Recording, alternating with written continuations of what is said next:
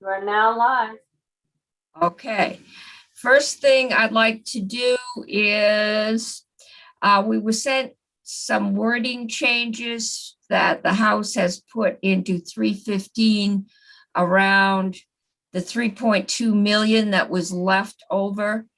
The change seems to be, rather than going just to a communication union district, they put could go to an individual CUD, a group of CUDs working together on a single project, or an external partner working with a single CUD or group of CUDs.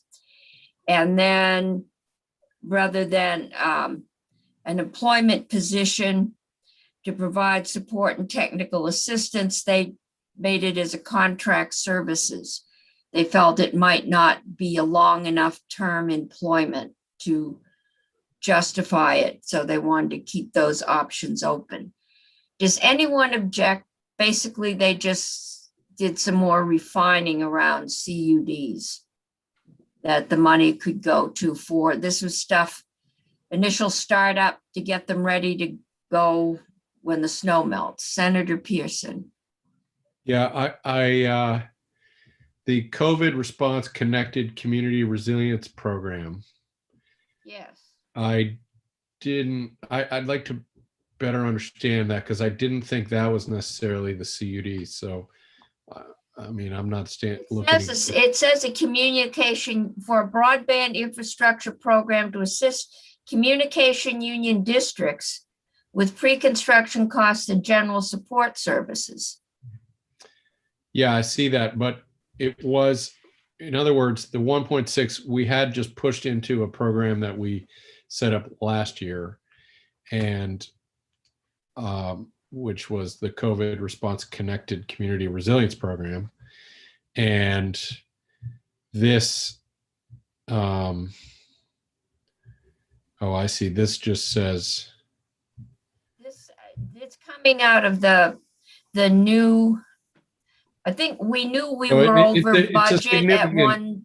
It seems like a significant change. So all I need to understand is, what is the COVID response connected community resilience program?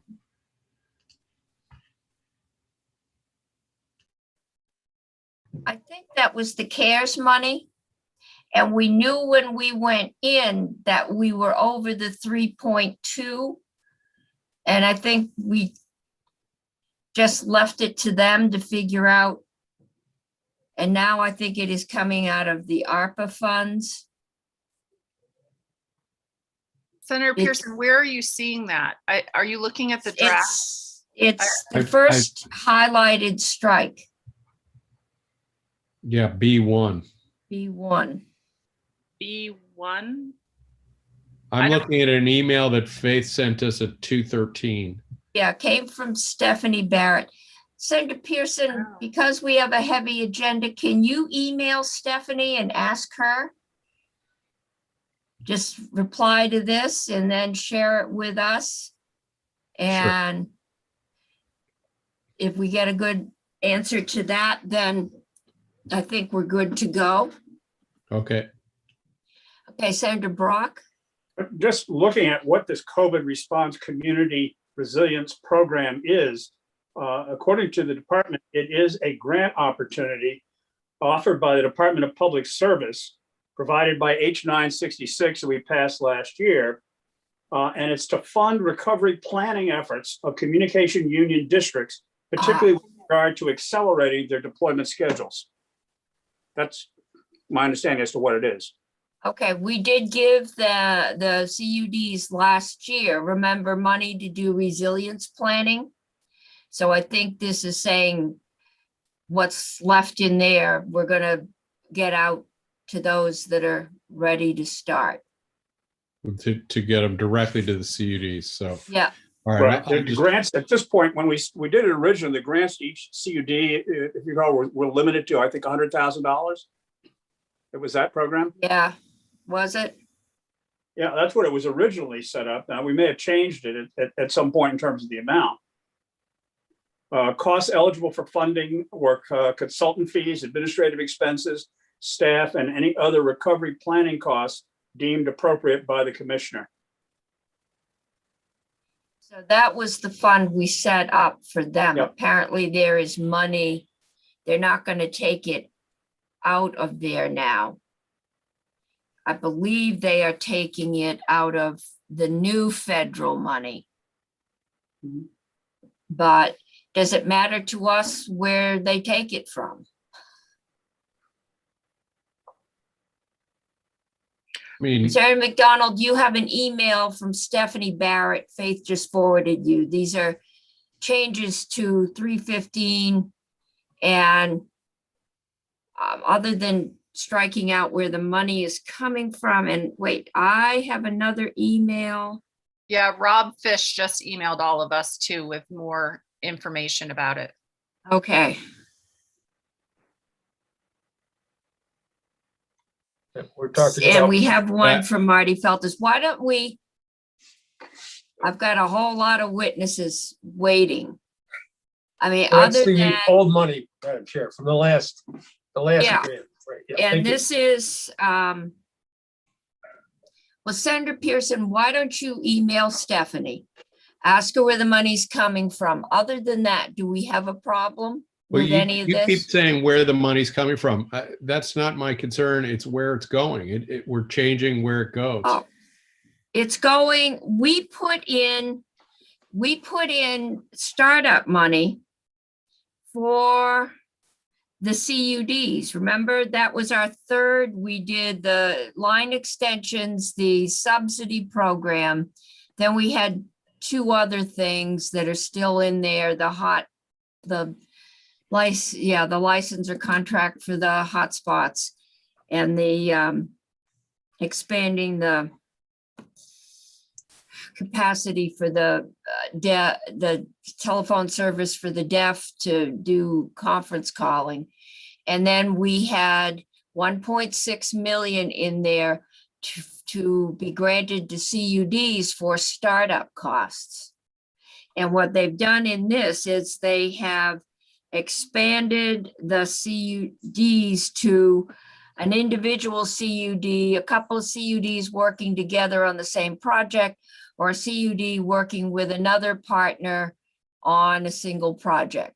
They've just refined CUDs more. Do we have a problem with that? Madam Chair, I don't have a problem with that. I have a problem saying I don't have a problem with that without understanding what we're taking it away from, because we are clearly pushing it to what you've just described. And Sarah Brock is helping me understand a little bit what the COVID response connected community resilience program is, Right. but I'd sure like to be confident that we don't need any money in that program, because Okay. that's what we suggested we should do just a few weeks ago. Okay, well, Senator Hardy. I think Senator Pearson, that language actually came from approps because we said CUDs, and I think that's the language they put in there to mean CUDs.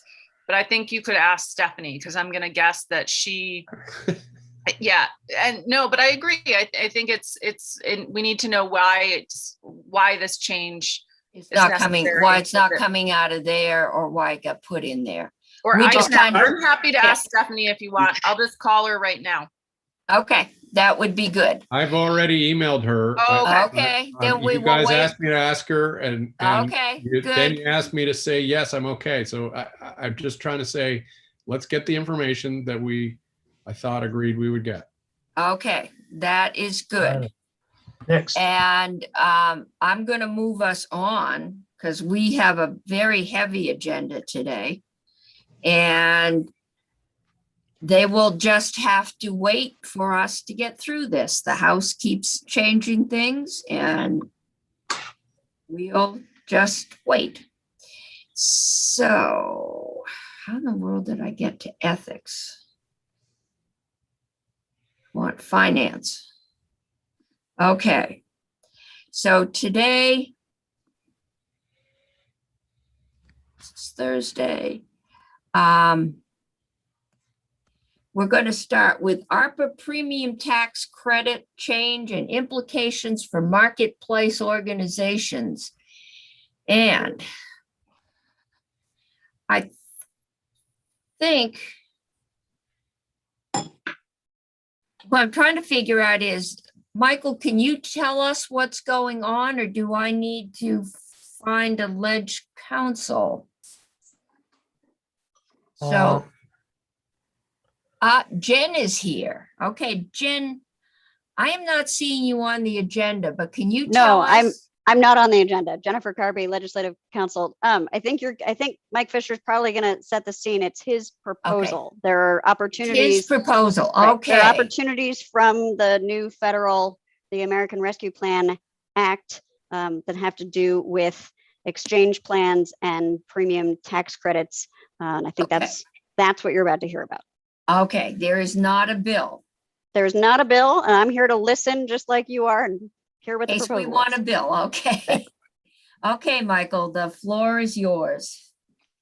Thank you, Senator Cummings and Senate Finance Committee. Mike Fisher here, healthcare advocate. Thanks for hearing about this issue at breakneck speed.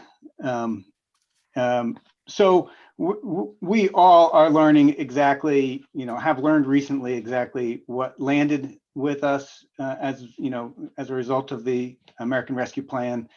And let me just start by saying it's a tremendous improvement in the world of affordability for healthcare premiums, substantial improvement. And for the years of 21 and 22, the old cliff that I used to ask you to look at all the time at the top of 400% of poverty is gone for those 2 years. And people above 400% of poverty who buy directly through the exchange in the individual market will have their premiums capped at 8.5% of income, benchmark against the benchmark plan. So that's a tremendous improvement. And it sort of made me think a little bit about the organization of our marketplace. In 2014, we put the individual market and the small group market together for some real important reasons. But with this change, it makes me want to really, it's interesting that it said that this is my proposal. My proposal is that we take a very hard look at the opportunities here and that we be as nimble as we can to take advantage of them. So it was estimated a few years ago, 2019, the administration did a study that sort of contemplated what would happen if you took the individual market and the small group market apart. And at that time, it was estimated that it would result in about a 5.8% reduction of premiums in the small group and about a 7% increase in the individual group. And we did that when we were going through the association plans, and we had one, and then the Fed said yes, and then the Fed said no. And the question was, with the premiums that, and tax credits that were being offered, was there the same reason to put them together as there was in 2014? And the answer came back, for those in the individual market, there was. So at the time, there was a judgment call. At the time, I couldn't, jump on board with the decision to divide the marketplace. But with the American Rescue Plan premium tax credit structure, it makes me have to rethink that answer. As long as there are, this current formula of premium tax credits for the individual market, I'm not so concerned about a possible 7% increase in the individual market, because for a very large, substantial amount, it's estimated in the mid 90% of people will be protected by the premium tax credit. I've heard Diva said this morning that they think that the premium tax credits would go up to about 95,000 for an individual, 95,000 of income, and about 265,000 of income for a family. So that's the point where, you know, their income crosses the line of where the premium tax credit would be of value to them. So it just begs the question: if we can reduce the cost for the small group, increase the amount of federal supports that come in to the individual group, you know, why wouldn't we consider doing that? Now, the main answer why we wouldn't at this moment, I'll just jump to the other side, is, you know, ARPA sets this up for the next 2 years, 21 and 22.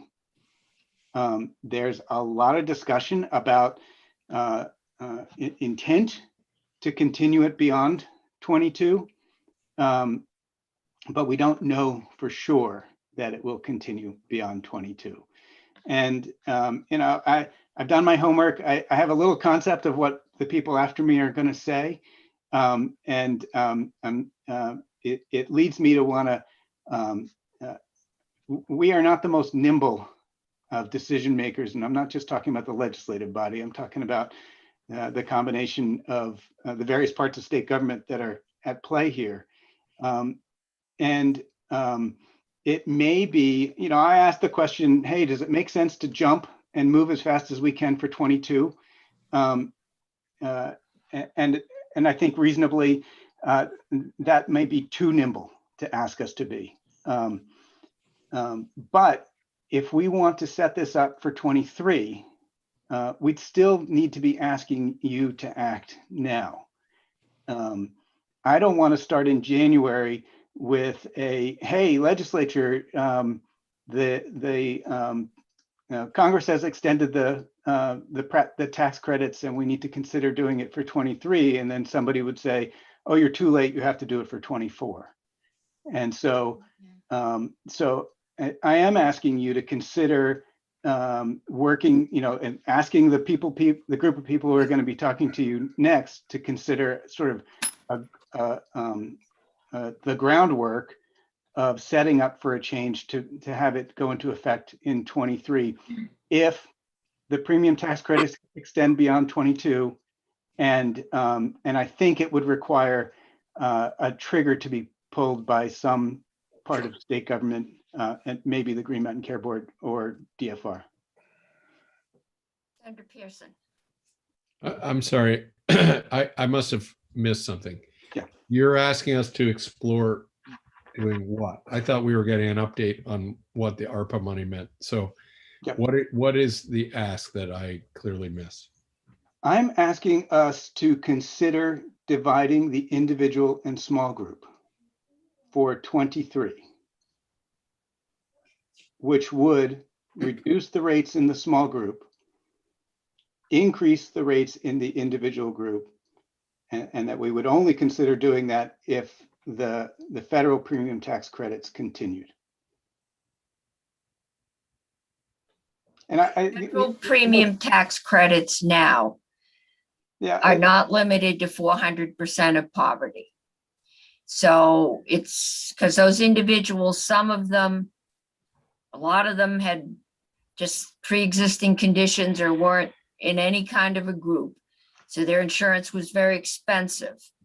And it limits the new ARPA limits their premium cost to 8.5% of income. So it'd be no more than 8.5%, which means the 7% increase we looked at 2 years ago, if we separated the small group and the individual, because the small group has been kind of adding that width that allowed us to keep the individual costs down. That would no longer apply because the limit has been set as a percentage of income. Okay. Senator Hardy. Thanks, Madam Chair. And Mike, thanks for bringing this to us. The you said that the ARPA put this into effect for 2021, which is the current year. So for premiums for the current insurance year, it will go into effect, and it's too late for us to do anything because we're already in April, believe it or not. But for 2022, ARPA, it's in effect in ARPA for 2022.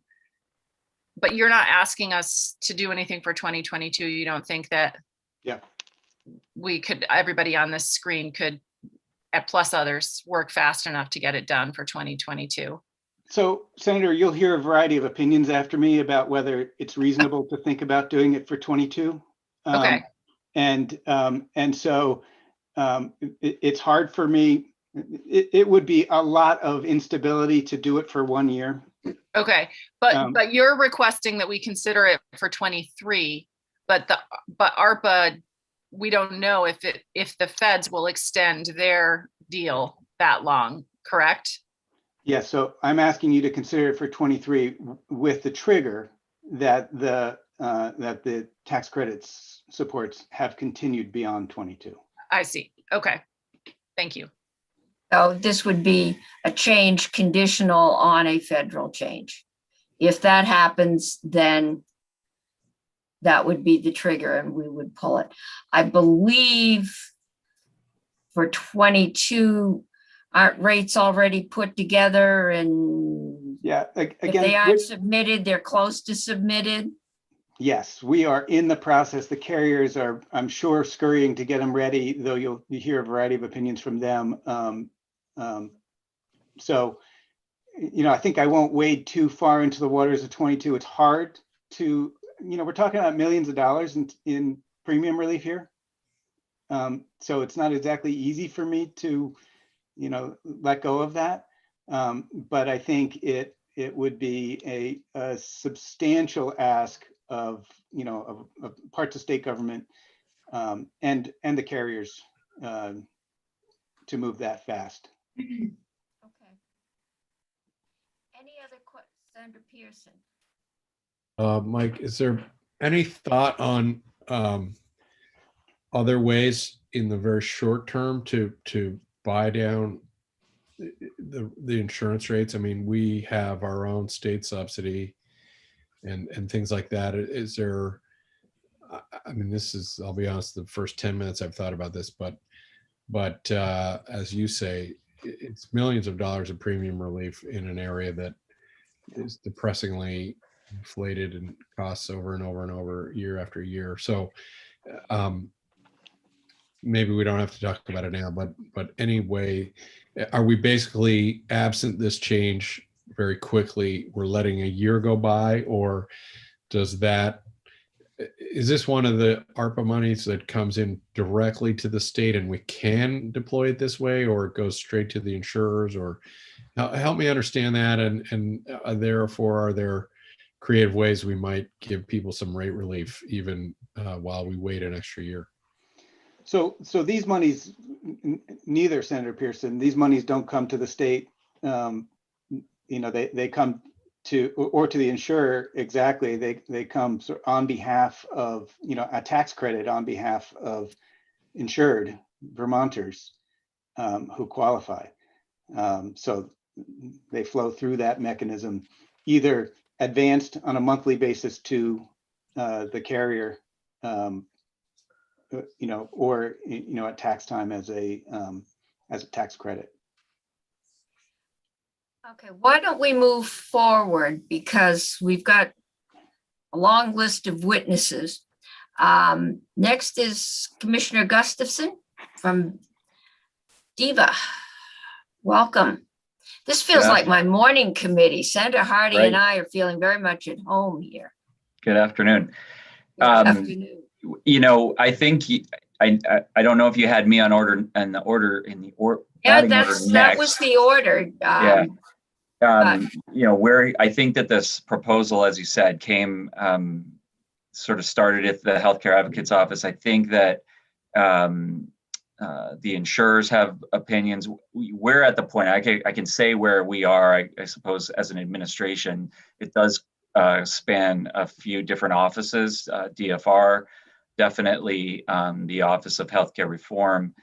I would say that, you know, our opinion right now is it looks promising, but we're still evaluating and validating the assumptions behind the specific proposal of unmerging the market. So I would say that's pretty much what we have to say here. I think for Senator Pearson's, to his comments, I think DEVA would certainly offer an ARP, premium subsidy, ARPA outline for the committee, because I think that's where this starts, right? As our, I almost called him Rep Fisher, as Mike Fisher said, it starts with a good amount of premiums and tax credits coming to Vermonters who buy through the exchange.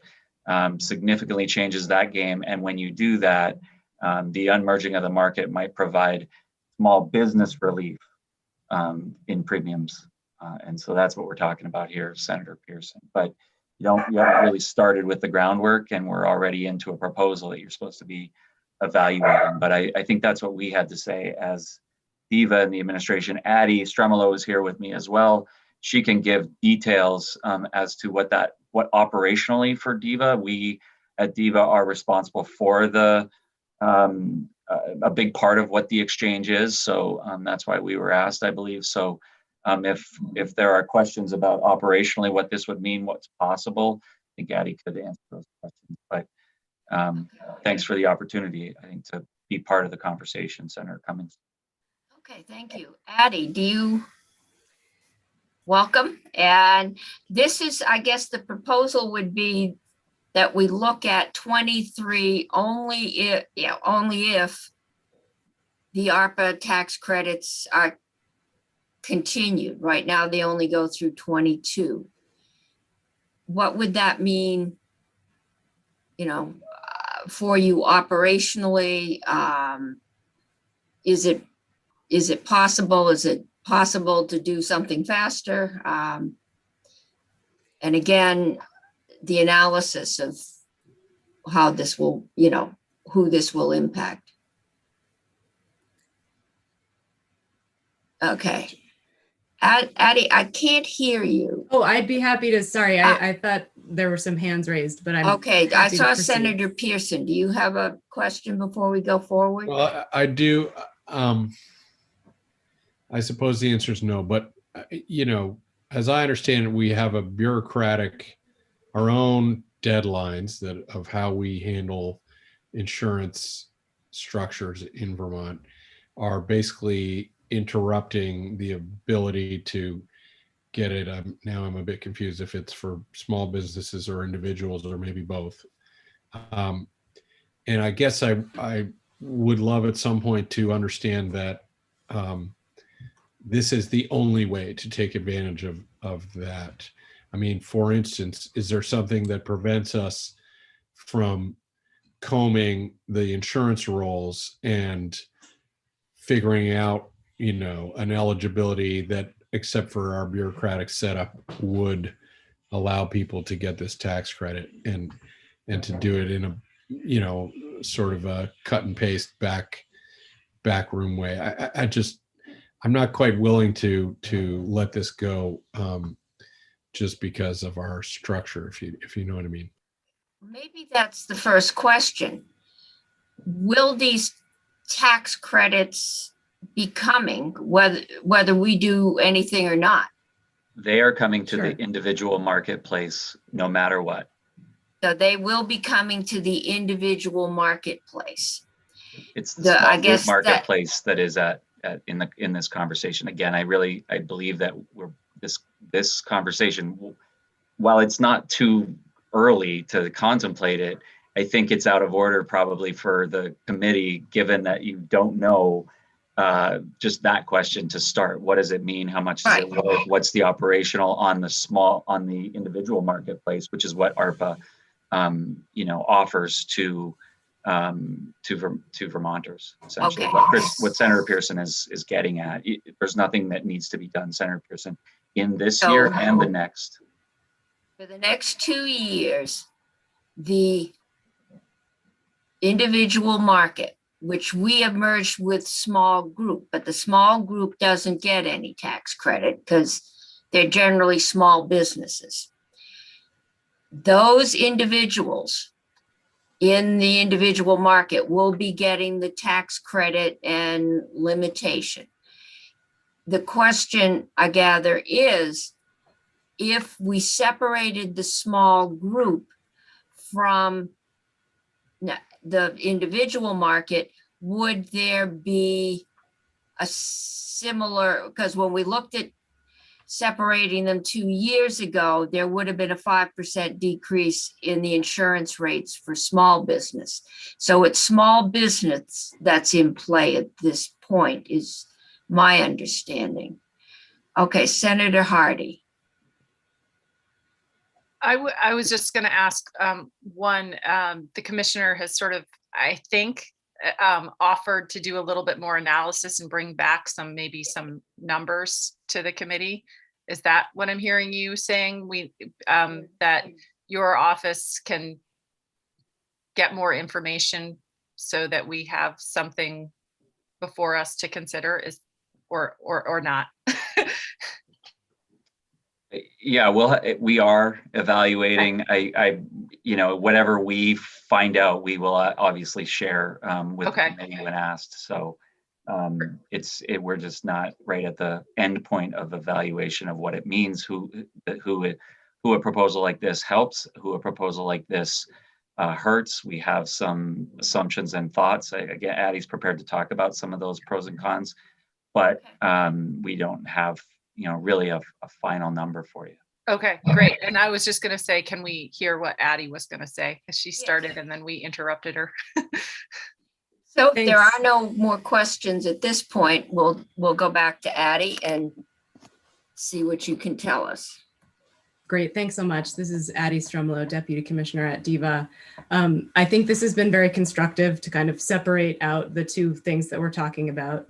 With respect to the American Rescue Plan, DEVA would really appreciate the opportunity to come give you a full briefing on what it means for the individual market, when the subsidies will be available, what the implementation looks like, and all of those details. It will be happening for this year and next. There is no legislative action required. Separately, on the conversation about unmerging the market in light of these expanded subsidies, we can share a little bit. A lot of times DEVA is in this committee saying, we figure out the plans 2 years ahead of time. There's no time to act for 2022.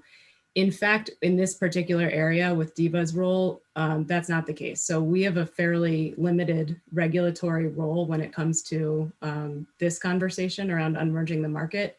The two kind of operational pieces that I can share with you that might be helpful are that there is a federal process that's required, that we would kind of partner with DFR to submit some forms for approval should the market structure change in Vermont. That process is already underway on the federal level for 2022, so there is a time sensitivity there, again, from a federal regulatory perspective. On the state side, there is the typical plan certification timeline that we talked to you a lot about, and the forms have been filed for 2022. The rates have not yet been, and that's, I think, where the kind of rubber would meet the road with this proposal. Again, should it move forward more quickly than 2023? And I know other witnesses will speak to this, but that could be a very complicated effort. And from DEVA's perspective, there's kind of no cushion in that certification timeline. If the rates are not finalized in August as they're currently scheduled to be, then we run the risk of open enrollment failing and not being able to get the plans loaded in time. So there's very little runway on that side. But other than that, DEVA actually doesn't have a very substantial role logistically in this conversation. We'd be happy to inform it with more data, as Corey mentioned, and I think we can do that in the context of an ARP presentation if it would suit the committee. Okay, I think that would be a good thing to set up. So we will get that in the works. Any questions, committee, at this point? I'm not seeing any. Lost my agenda again. So that gets us on to Robin Lunge from the Green Mountain Care Board. Another figure from this morning. Hello, sorry about that. Oh, Hi, everyone. Robin Lunge, Green Mountain Care Board member. Nice to see you all again. It's been a while since I've been in this committee. So from the board's perspective, as Addie alluded to, our role in the process is to do the premium rate review process. I would say that similarly to DEVA, we are interested in learning more information about the analysis. As was mentioned earlier, there is a 2019 report, which was the savings information that Mike Fisher was quoting from. That was based on 2018 data. So I think from our perspective, we want to make sure that those estimates still hold true. Basically, the issue there is that what that report found was that in the small group, the health of the small group or the small group health status, if you will, was more healthy than the individual market, which would mean if you unmerge them, then the small group premiums would come down a little bit because you weren't setting the premiums across both sets of people. There has been a lot of shift with small businesses since 2019. Senator Cummings mentioned the association health plan. And so I think from our perspective, we'd want to make sure that that number still held true because my concern would be the committee would be making a decision based on a number, and then in rate review, we might get a smaller number. And so we'd want to make sure that we knew what that savings potentially looked like. So we do think additional analysis would be helpful. We're very supportive, as I'm sure you know, in ensuring affordability. We also are concerned about market stability and ensuring that over time, our markets remain stable and don't contain a lot of volatility for consumers.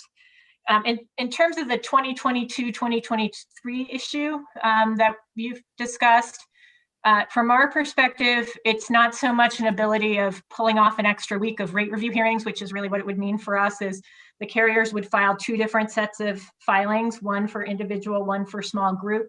We currently do 1 week of hearings, one for Blue Cross, one for MVP plus public hearing. We obviously set up the second week of hearings. That's certainly possible.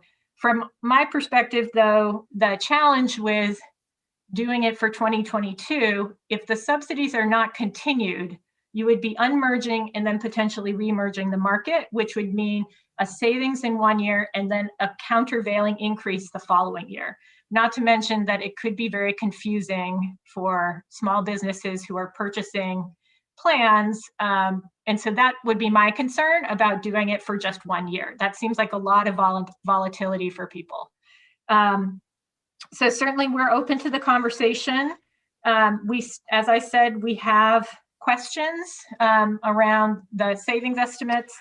And then lastly, I would just say in terms of the operational issues for us, we would need to ask for an increase in our contractor budget for rate review because we would need additional actuarial time as well as additional court reporter time for the hearings. I don't have those cost estimates yet because we wanted to talk to our actuaries and really try and come up with a good estimate. So if you decide to move forward, we can certainly come back with that information. The other information you'd probably want to know about is the increase in bill back to the carriers because any increase in our administrative costs gets split 60% to the carriers, 40% in general fund. But of course, the 60% to the carriers gets folded into the premiums that consumers pay. So, certainly we can get those cost estimates together should you want us to. So I think that's really, from our perspective, I think the issues are really around making sure we really understand the numbers. okay. Robin, who did that 2019 study? I believe Ina Backus did the 2019 study with support from Wakely Consulting, which I believe is a contract through DIVA, but I defer to Addie and Corey if I don't have that quite right. Okay, but it was we did it, you didn't do it. It was done by Diva. It was Wakely. It was a AHS contract with Wakely.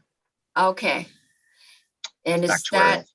there all right, it's an actuarial cost. So I assume that there would be an additional cost to update that 2019 study. I don't think you'd have time for another study.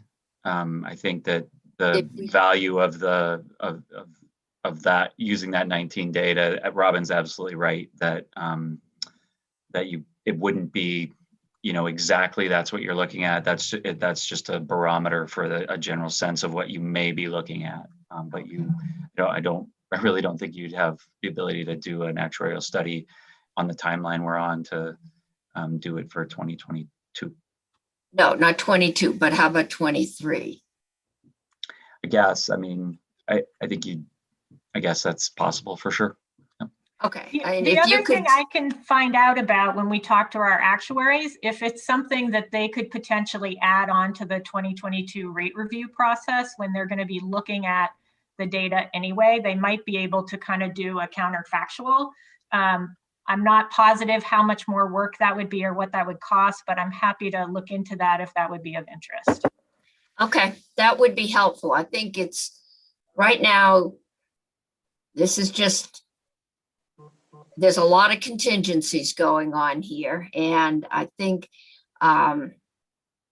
just finding out what numbers we need before we decide to either pull a plug or not pull it would be helpful. So that is one number we need. Okay. Any Senator questions? Cummings, I would just, sorry to interrupt you. I just wanted to also respond. You had asked about the timing. The carriers' rate filings are due to us May 7th. May 7th. Okay. And then the process starts from there. And as Addie said, for them, like moving our decision date of August is problematic. And so basically that backs us up to the May 7th. Right. And I'm assuming that they would pretty much have to start over. And I would defer to the carriers in terms of that. They would have to file 2 filings instead of 1 filing. okay. Any questions at this point for Robin? Okay, we're going to move on to Sarah Ticho. And Sarah, the floor is yours. Thank you. Good afternoon, Senator Cummings and members of the Senate Finance Committee. I'm Sarah Teachout, the Director of Government Relations for Blue Cross and Blue Shield of Vermont. I think because of my place in the agenda and the fact that you have a broad outline of what the proposal is, I will just give our perspective as well as a couple questions I think that the committee should be considering. So we believe that in the rare instance where we can save Vermonters an estimated $17 million and replace that money with federal funds, we should do more than study the issue. This requires problem solving and immediate action. So there's 3 major considerations I believe confront this committee. Is it too difficult to implement it for 2022? Will separating the individuals from the businesses destabilize the marketplace, the Vermont Health Connect marketplace? And then lastly, what if the new federal tax credit benefits are not extended beyond 2022? So those are the 3 things I think the committee would want to consider with this proposal. And of course, I have some suggested answers. So back to, is it too difficult to implement in 2022? Actually, this proposal has remarkably few barriers compared to some of the other things we've done. And most important, no real disruption to the small employers or the individuals purchasing their insurance through the small group marketplace. They already buy their insurance directly through the carriers, and there's no actual shifting around of how they would purchase their insurance or the type of product that they're purchasing. So from a person or a small business purchasing their insurance, there's no change in what they would see or what they would experience. It would just be hopefully a premium benefit. So we do have a complicated regulatory structure that requires the cooperation of many parties here in Vermont. And you're hearing from some of them today, but that shouldn't be a roadblock to doing right by Vermont taxpayers. We think that administrative issues and inconveniences shouldn't be a reason to deny thousands of Vermonters millions in health insurance premium savings immediately. So Blue Cross really stands behind the 2022 effort and doing as much as we can to enact this immediately. So to talk a little bit about the destabilizing of the Vermont Health Connect marketplace, I was a member of the group in 2019 that participated in the study and worked with the actuaries that were hired by the Department or the Agency of Human Services. The data was 2018 data projected up to 2019, which is the year the association health plans went into effect. So there was some contemplation of the new situation in the marketplace. There were only about 4,000 lives lost out of the individual and small or the small group marketplace. So we haven't had that big a change in what's going on. And certainly you could spend quite a bit of money on another actuarial study to look at this again. We don't believe that the big picture direction of the end results of the study would change. You would certainly have some fine tuning and modification of what you think the estimates are for savings in the small group marketplace. The other thing to remember is that when you increase premiums, and this is exactly what happened with silver loading, when you increase the benchmark plan price for the individuals, they automatically draw down dollar for dollar an increase in federal advanced premium tax credits. So what you'd be doing by this is not only helping the small employers and their employees buy insurance, but you'd also be drawing down more federal tax credits for Vermonters. For people in the silver plans, it doesn't really change their calculus, but for all the others, it gives them more money to shop for the type of plan that's best for them and their families. So there's two sides to this equation and two types of benefits. Our actuaries believe that if you split the marketplace, you have two groups, one of individuals and one of small businesses, that we're not returning to the pre-2014 small business marketplace that did have, quite honestly, a lot of volatility because you had a lot of very, very small groups purchasing insurance together. You would now have a new sort of setup where you'd have one small business group, about 40,000 lives, and one individual group that's a little bit less than that.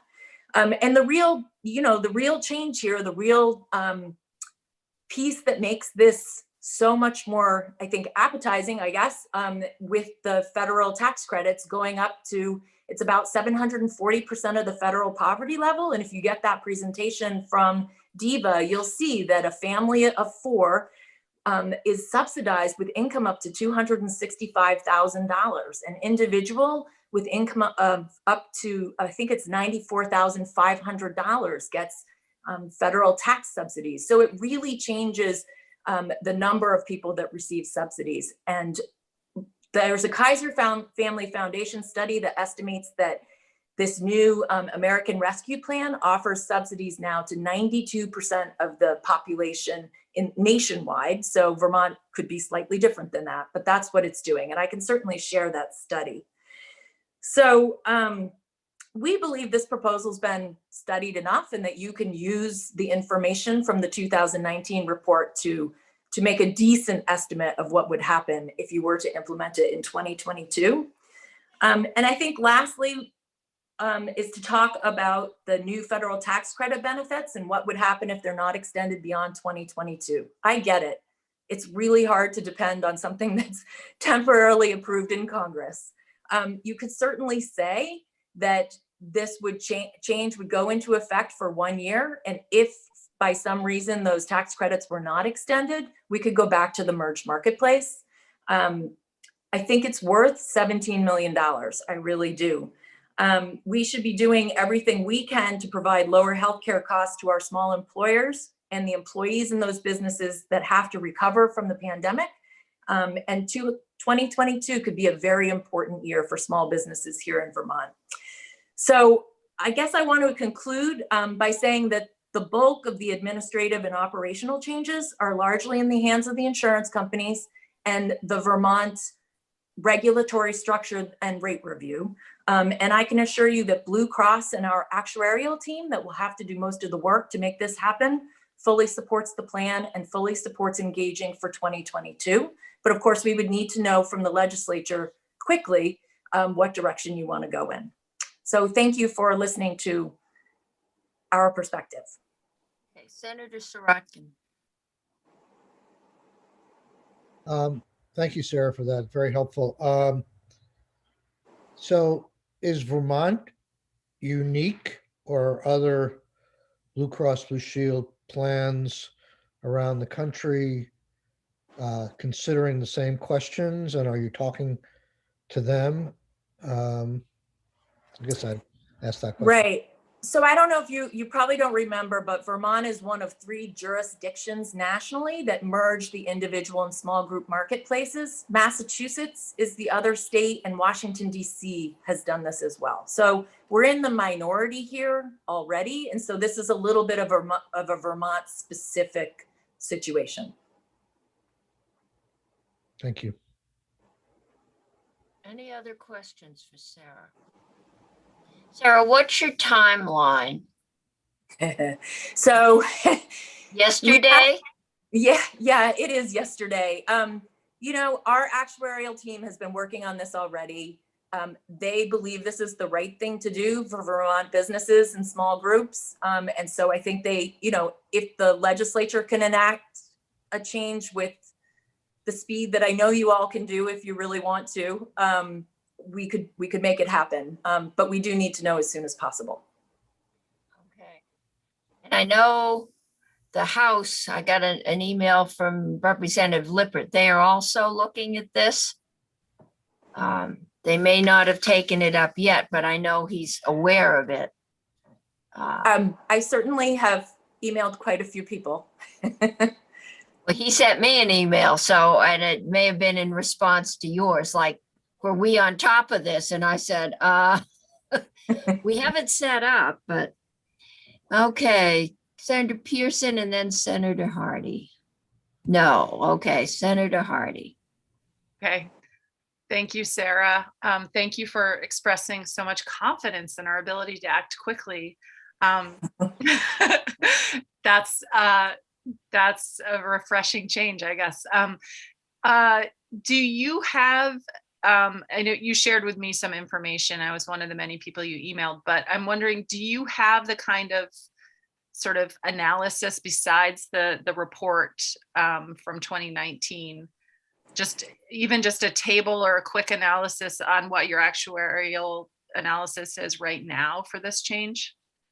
I don't think we have a new number from the report, but since 2014, we know that, and I know this isn't everyone's perspective, but essentially small businesses have been subsidizing individuals in the exchange since those 2 marketplaces were merged, which means individual premiums are lower and small business premiums are higher because those 2 marketplaces are merged together and community rated as one. Right, I get that. Anything's changed about that math to the degree, I guess is the question, because that's what indicates how much savings there are. And we don't believe it's much different than it was in the analysis done in 2019. So the it 17, a little bit up. So we think maybe 3 million more or 3 million less, but not significant. But the 17 million is that's the estimate that's in that report. Yeah. So to get the 17 million, our actuaries took the 5.8% that's in that report and applied it to small group premiums for this year. So that's how we've come up with that number. Got it. Okay. Yep. Thanks. Okay. Any other questions? I'm trying to figure out what we need next as we're moving forward. What numbers? And Addie, if you can come back to us with some numbers, it might help, or just give us some time, tell us what kind of time frame are you looking at? Yeah. I've got Chuck next. But I just, Sure, I mean, I can just Addie, respond to say, we'd be very happy to provide numbers around the individual market subsidies, the projections for those subsidies this year. I don't think that we're doing, separate analysis on the small group impact. okay. DFR maybe, but obviously would ultimately come from the issuers anyway. Okay. Okay, but if we could get those numbers from you, that would be helpful. Okay. Mr. Storo. Oh, Senator Pearson, did I see your hand? Yeah, I'm, this is, we haven't talked about this in a long time. But I want to test my understanding for anybody that's helped us think it through. Today, an individual buying in the exchange gets a protection from the government because they can only spend 8.5% of their income or something, right? And the feds pick up the rest. And so, isn't that true so far? I'm not, okay, Sarah's there, Corey's there. It's 90, it was 983, and now it is 85 max out of pocket. So it's been Individual lowered market, so in it's been lowered, and rescue. that produces a solid amount of increased subsidy for those that already get subsidies up to 400%. Second thing ARPA did in relation to what you're asking is that it removed the 400% FPL cap, and so anyone above can get it as well. So yes, you're correct. Just the number was Yeah. So I'm trying to remember why we merged, because the merge had the effect of, I guess we merged to protect individuals over 400% because we effectively swelled a bit of the cost for the small group market, right? Well, I think we Look, did that before the everybody's exchange. Well, we didn't have any of this before the exchange, but this is, I mean, Fisher and I were committee mates, so this is going back a long time. But I mean, if I could just say, I think we merged for multiple reasons. I think the individual group was in serious trouble, kind of catastrophic trouble. We were really worried about it. And I think we were also looking to, as you know, we were trying to do multiple things. We were trying to build a broader, more stable base, and therefore provide more stability over time. And are we at risk of putting the individual market back at risk, or we're not worried about it because the premium protection is there?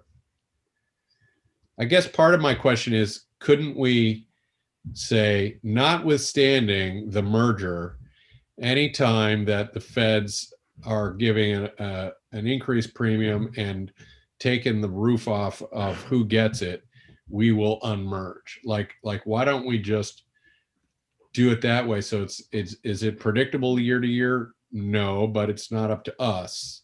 It is predictable in the sense that the feds will have some advanced notice and we will be automatically reacting. I'm just thinking of tax. I guess I'll just say, in concept, I think that's the kind of thinking we need, is some kind of trigger or two that's important to protect people. But then because there's 1,000 other factors that push in different directions, I think, from my perspective, I think it would require handing some part of state, having some kind of trigger, somebody to pull a trigger.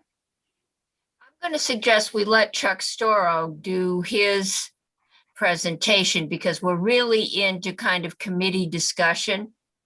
And once Chuck is gone, then we can continue that discussion and decide where we want to go next. And next week we are scheduled to do broadband all week.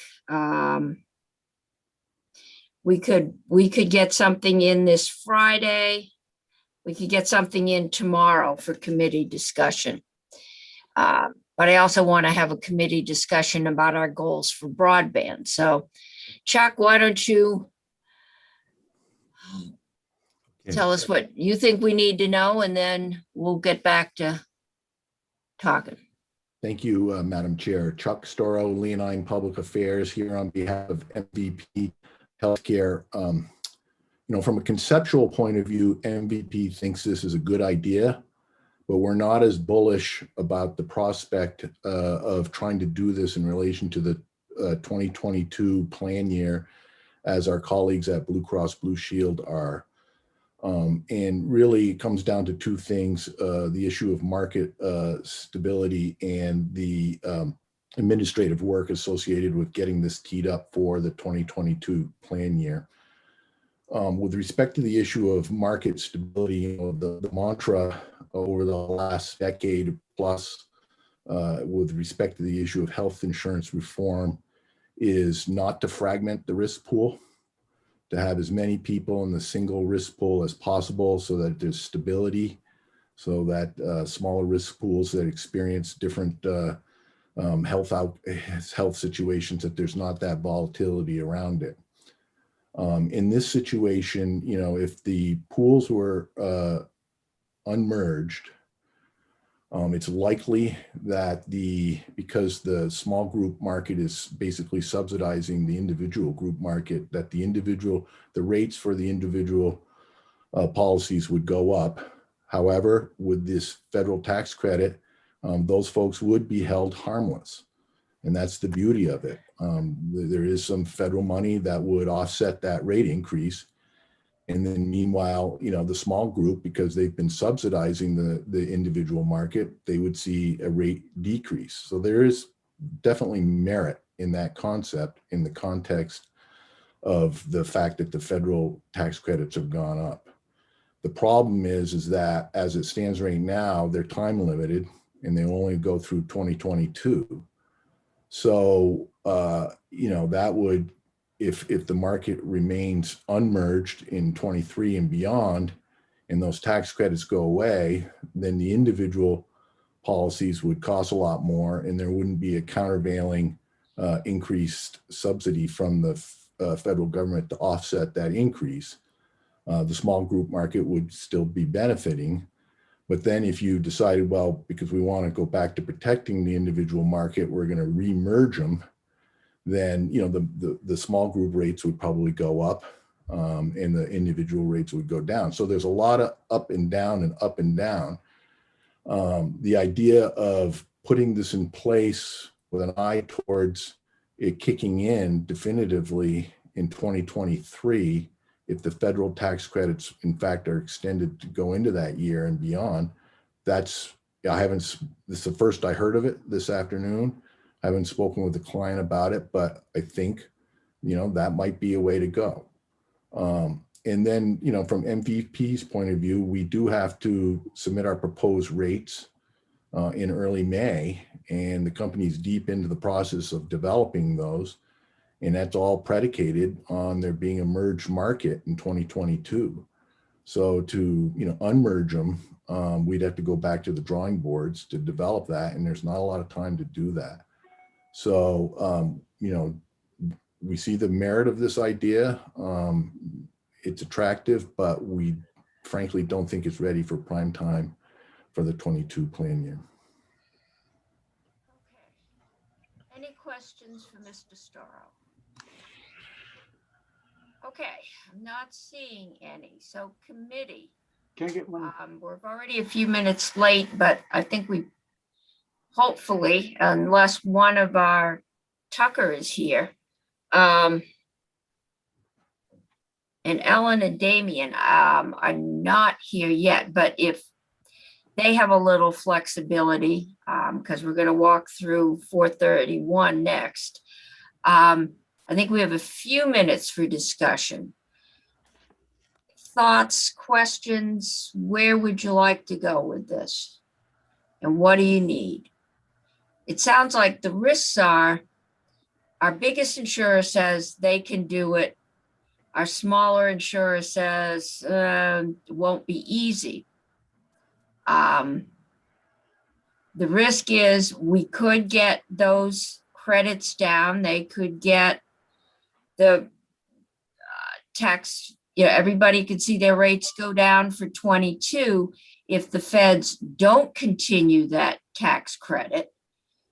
And I'm wondering if they would actually risk having large numbers of people see their insurance rates go up significantly because the feds didn't do something or put something in place. But the risk is that we could get them down for a year, the feds don't continue, and then everybody's going to go up, which would cause some instability in the industry. So that seems to be the biggest risk. Senator Pearson, I saw your hand, and then Senator Sirotkin. I would just offer that it is a risk that it will be sort of up and down over a few years. But if I'm a small business coming out of the pandemic or a nonprofit, and I would gladly take some rate relief and trade a little instability next year.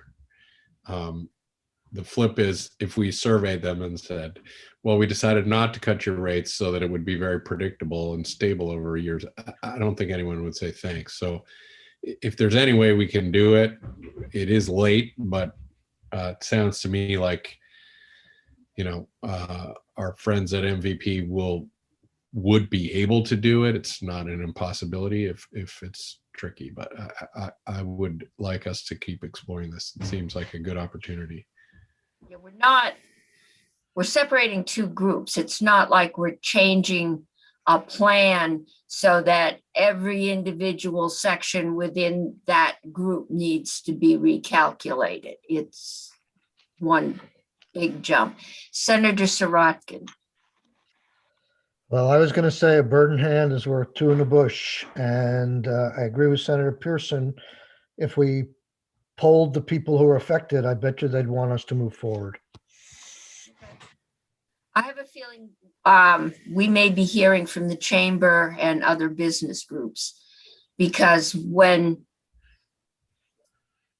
it was the feds that did, they got the association plans were all set to go, and then the feds pulled the rug out. So they've already seen some instability. And if this could get them back to where the association plans were, I think that might work for them. Senator Brock. Money today versus uncertainty tomorrow is to me an easy conclusion. I would certainly want to take the money today. The one thing I'd want to understand, though, that if the feds did not continue after a year, would there be any downside that would result in a increase in costs that would beyond what you would normally expect had we been stable for the 2-year or 3-year or whatever period? The second thing, though, is that if we go ahead, the message, I think, to us is to plan for the possibility of that change so it doesn't come as a surprise in the event the change occurs, that we're prepared for it. But on balance, from everything I've heard, is take the money today. So Jen, can you draft something up for us to consider as a committee bill? Sure. I think I need a little bit more guidance on what that looked like. If you were just setting it up for 1 year, if you're setting it up for 1 year to continue, I mean, sort of how you want to set it up. Probably But yes, I setting certainly it can. up for as long as the federal tax credits hold. Okay. And would you want, if they, I mean, my concern on how to draft it is just what the change might be from 22 to 23. If it's not as simple as going back to what it has been, but something in the middle. Yeah. How does that affect what the market looks like?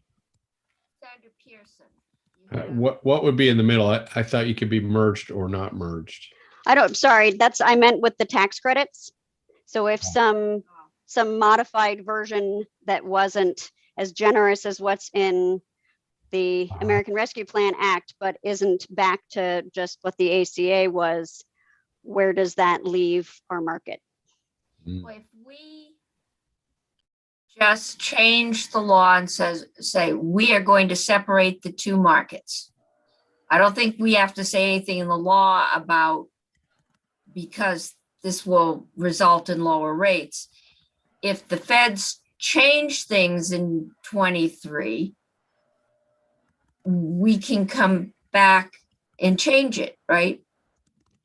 I mean, if they decide, well, we're only going to give you 5%, it's only going to be 10% of your income, then we can recalculate and make that decision. I think there's all kinds of talk about different things that might happen at the federal level. I'm not going to try and predict it. We can't even predict what ARPA money can be used for. I mean, so I think we're if we can get this done for 1 year and quite possibly 2, I don't think the federal government, if it keeps its present mix of parties, is going to just pull the rug out from under small business by saying, oops, all gone. I think they're going to try and do something else. But Right. Well, I think to somebody's point, I mean, we're one of only a few states where this is an issue, where this is a question. So I don't know that the federal government would necessarily see it as affecting small businesses the way we do. Right. So I think one thing, and maybe we can continue to think on this, is whether it would be, I think Senator Pearson mentioned earlier, kind of a notwithstanding everything we have, operate in this different fashion, or if you want me to untangle the two markets and sort of recreate the old two market path. So we can think about that. okay, yeah, Senator Hardy, you got a thought here? Yeah, a couple thoughts. One, I agree with the 3 senators, 4, I guess, and you two, Senator Cummings, and that we should try to move forward if we can figure out a way to do it, because 17 million seems like a lot of money. And I guess, Jen, it seems to me in drafting it, doing a notwithstanding and instead of undoing everything in the statutes just in case, and having a date by which we have to get back to it. This feels like deja vu with the conversation about the tax link up to me. That was my thought as we're going. I'm like, oh my gosh, this again. So just making sure that we have some trigger in there to require us to get back to it early next session, so we're not in this position after crossover, rushing and freaking everyone Sure. out. Yeah, I think I think we could not withstand it for the year, and that'll force you to come back and revisit next year. Yeah. And I guess I also would like to hear from, I don't know if it's the chamber or somebody who represents, or multiple places that represent small businesses, just to ask them the question of stability versus money. I think I know what the answer is going to be, but it would be good to have it on the record just to make sure that we're not assuming. And then my last thought, Madam Chair, is that if we have to get something like this done quickly, a potential vehicle is that miscellaneous tax bill or miscellaneous insurance bill that we sent over to the House already. If the House is in agreement, No, we could do it there. we could put it on there. But it also is, we could stick it on a variety of things. I can check with Representative Lippert. I have a note from Faith, or a chat, saying 2:30 or 3 she's free. I assume that's Jen tomorrow. I don't know. But we could get, my afternoon is pretty open. I actually have to run now to another meeting, but at 1:30 we're going to walk through 436. So if we did 2:30, we could come back to this tomorrow. Will that work? Sure. Okay. All right. And think about, and we'll drop if they aren't already emailing us, Faith, if you can drop a email to Betsy Bishop. And there was another business resource group that were in. They were both offering association plans, but they seem to represent the bulk of small businesses that were buying individual insurance. So if we can get a line out to them, maybe we could start them as early as 2. Okay. So with that, I see Tucker is here. Who else? Thank you, everybody who has been on this. Oh, and Ellen's here now. It's like some kind of a game on television. Squares disappear and squares appear, and they get bigger. So we've got Tucker and Ellen, and I guess Damien is wanted in the house longer than this, but this is H 431, miscellaneous energy subjects. And I'm not sure what the best way to go through this is. Ellen, do you or Tucker have any program worked out? We do, I think. I think Tucker's going to start. I have the Okay. majority of this bill. Tucker and Damien each only have the first 2 sections. So they each have 1 section right at the beginning. So I don't think their sections will take very long. So we'll do Tucker and then we'll do you. And if Damien gets free, we'll do him. Okay. So Tucker, the floor is yours. Well, good afternoon, everyone. I will be mercifully brief for you. My section of the bill is Section 2, which is a new Public Records Act exemption. Section 2 amends 1 VSA Section 317, subsection C, which contains the enumerated list of Public Records Act exemptions. It adds a new subdivision 43 that states that records relating to a regulated utility's cybersecurity program, assessments, and plans, including all reports, summaries, compilations, analyses, notes, or other cybersecurity information, are exempt from public inspection and copying. A few notes about how the Public Records Act operates so that you can understand the scope of this exemption. This is applying to records. We don't have a Supreme Court interpretation of the difference between records and information yet, but we do have a robust amount of Superior Court decisions that say the difference is if the exemption states the records are exempt, that's the whole document. That was the recent VTEL case that analyzed tax records. It's not just the information, it's the whole document. Also within the scope of this, you have a specific reference to cybersecurity information that may be contained in other records. Because this is stating that it is exempt and not confidential, that's going to be subject to a balancing test by the reviewing agency. So for background, the Public Records Act requires a public agency, if there is not mandated confidentiality, to balance the public's interest in the information against the privacy or confidentiality concern that is involved here. Now, this is cybersecurity, so I think that threshold is going to be fairly high, but those are the standards that the public agency will be working with. And I'm happy to answer any questions you have and drone on about the Public Records Did Act. this come out, go to GovOps in the House? I don't believe so. This is the first time that I've been called to testify on this, so. Okay, any questions? Senator Sirotkin, do you have a? I do not. Okay. All right, so Ellen, we'll go to you. Okay. I will not be that short. Okay. So this bill is primarily made up of 4 things. It's miscellaneous energy subjects, but it largely comes out of recommendations from the Department of Public Service. So Tucker just discussed one of those recommendations. Damien will discuss another related to the interaction between VOSHA and the Department of Public Service. Next, though, sections 3 through 12 of the bill relate to energy storage and updating how we regulate energy storage units. And then finally, the last couple of sections relate to the Nuclear Decommissioning Citizens Advisory Panel. So, okay. I'm trying to get rid of Senator McDonald again. All right. Wow.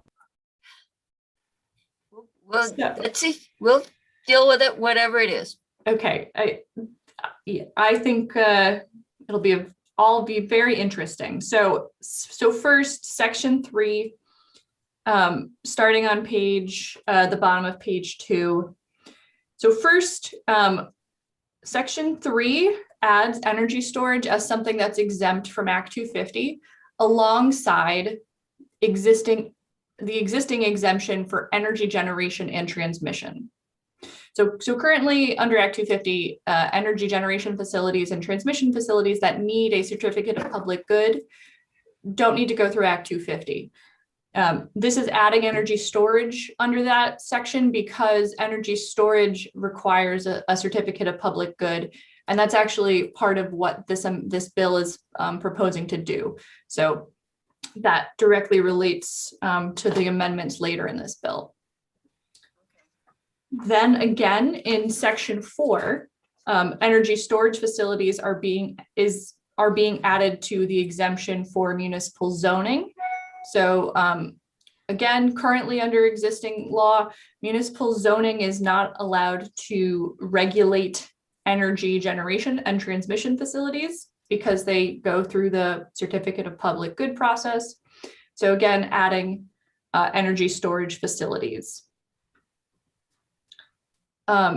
Any questions on those two before I keep going? Okay. Okay. Not seeing any. So then section 5 is updating the definition of energy storage facility. Madam Chair, sorry, I was muted. A little slow on the trigger here. There you are. Okay. I have a quick question on the criteria related to review under 248. So the CPG process is 248A, right? Or 248? 248, yep. Yeah, and the quick question I have is related to, is there any review for noise? Because I have been near some facilities that are generating electricity or inverting it or storing, releasing, and there can be a noticeable hum that if you live near it may become a true annoyance to hear things humming all the time. So I just want to check that seems very benign, but we're generally out to protect neighbors from things that we ordinarily wouldn't ask them to live next to. So sure. So the Section 248 process is similar to Act 250 in a lot of ways. It has a number of criteria that are evaluated. It includes, by reference, criteria 1 through 8 and 9K. So in addition to the other criteria that are in 248, it does include both criterion 1 and criterion 8 that relate to noise generally under Act 250. Okay, thank you. Thank you. So in this bill then, are we changing that level of review in any way? This bill is not going to change the criteria of 248. In the upcoming section, there is a change in the size of energy storage facility that needs to go through 248. Okay. So conceivably more energy storage units potentially will need to go through 248. Okay, so we're not increasing the likelihood of somebody putting something that buzzes up next door, we're decreasing it. Potentially, this is increasing the amount of regulation on energy storage facilities, potentially. Not loosening the regulation. Okay, Senator McDonald. You're muted, Senator. New Act 250 and 248, which both often revert to case law and previous decisions, have the same previous decisions and case law. I'm sorry, I think I missed the first part of that. When Act 250 decisions are made, appealed, etc., they often go their appealed and case law and previous rulings are help to determine the result of the hearings. Do they not? So are the case laws and the decisions in the previous case law in section 248 identical to the Act 250 decisions? That No. might take some legal research. So Well, my question is, when we say, well, the same things get reviewed, is the record of, do they get the same, are the reviews similar, or does one criteria review things one way and the other body review them in a way that is contradictory or separate? so 248 as administered by the Public Utility Commission is different than Act 250. In its they both- results, I'm sorry, what? different in its results? It can, yes. Okay, so when we're told that they are similar in what they review, just caution the committee about reading into that they're also similar in what they result in. That's all. All things go to court, and courts can vary. And when they separate each two courts, which are follow separate precedents, vary according to the precedent, and the precedent becomes the germane to the interpretation or ruling. Okay. That's we should be aware Have of a that. solution to that. I'm not sure what we're supposed to do. Oh, well, we're going to decide what we're supposed to do, but when we do, let's keep this in mind. That's all. Okay. Thank you. Ellen, you want to continue? Sure. So section 5 amends the current definition of energy storage facility that's in Title 30. And let me know at any point if you'd like me to put this up on the screen, but it is on your website today, H431 under my name. Yeah. So you may recall that 2 years ago, I was in here when we first established this definition in Title 30, and that was part of Act 31 that added energy storage and did initially add it to Section 248. As part of that act, this act directed the Department of Public Service to continue to review the thresholds around energy storage facility and make recommendations if the initial size of the energy storage unit needed to be changed, or to make recommendations about continuing to regulate energy storage facilities. So the recommendations in this bill were a collaborative process in House Energy. And I did also just want to remind you, although I think your committee is aware, I didn't do the initial draft of this bill. I only took it over in March. So it was worked on by the House Energy Committee, in addition to stakeholders from the Department of Public Service, the Public Utility Commission, as well as Renewable Energy Vermont. So a lot of this language was proposed initially in the department's report on energy storage, but then also worked on by the committee and the stakeholders. So the new definition of energy storage facility in here reads, an energy storage facility means a stationary device or system that captures energy produced at one time, stores that energy for a period of time, and delivers or may deliver that energy as electricity to the grid for use at a future time.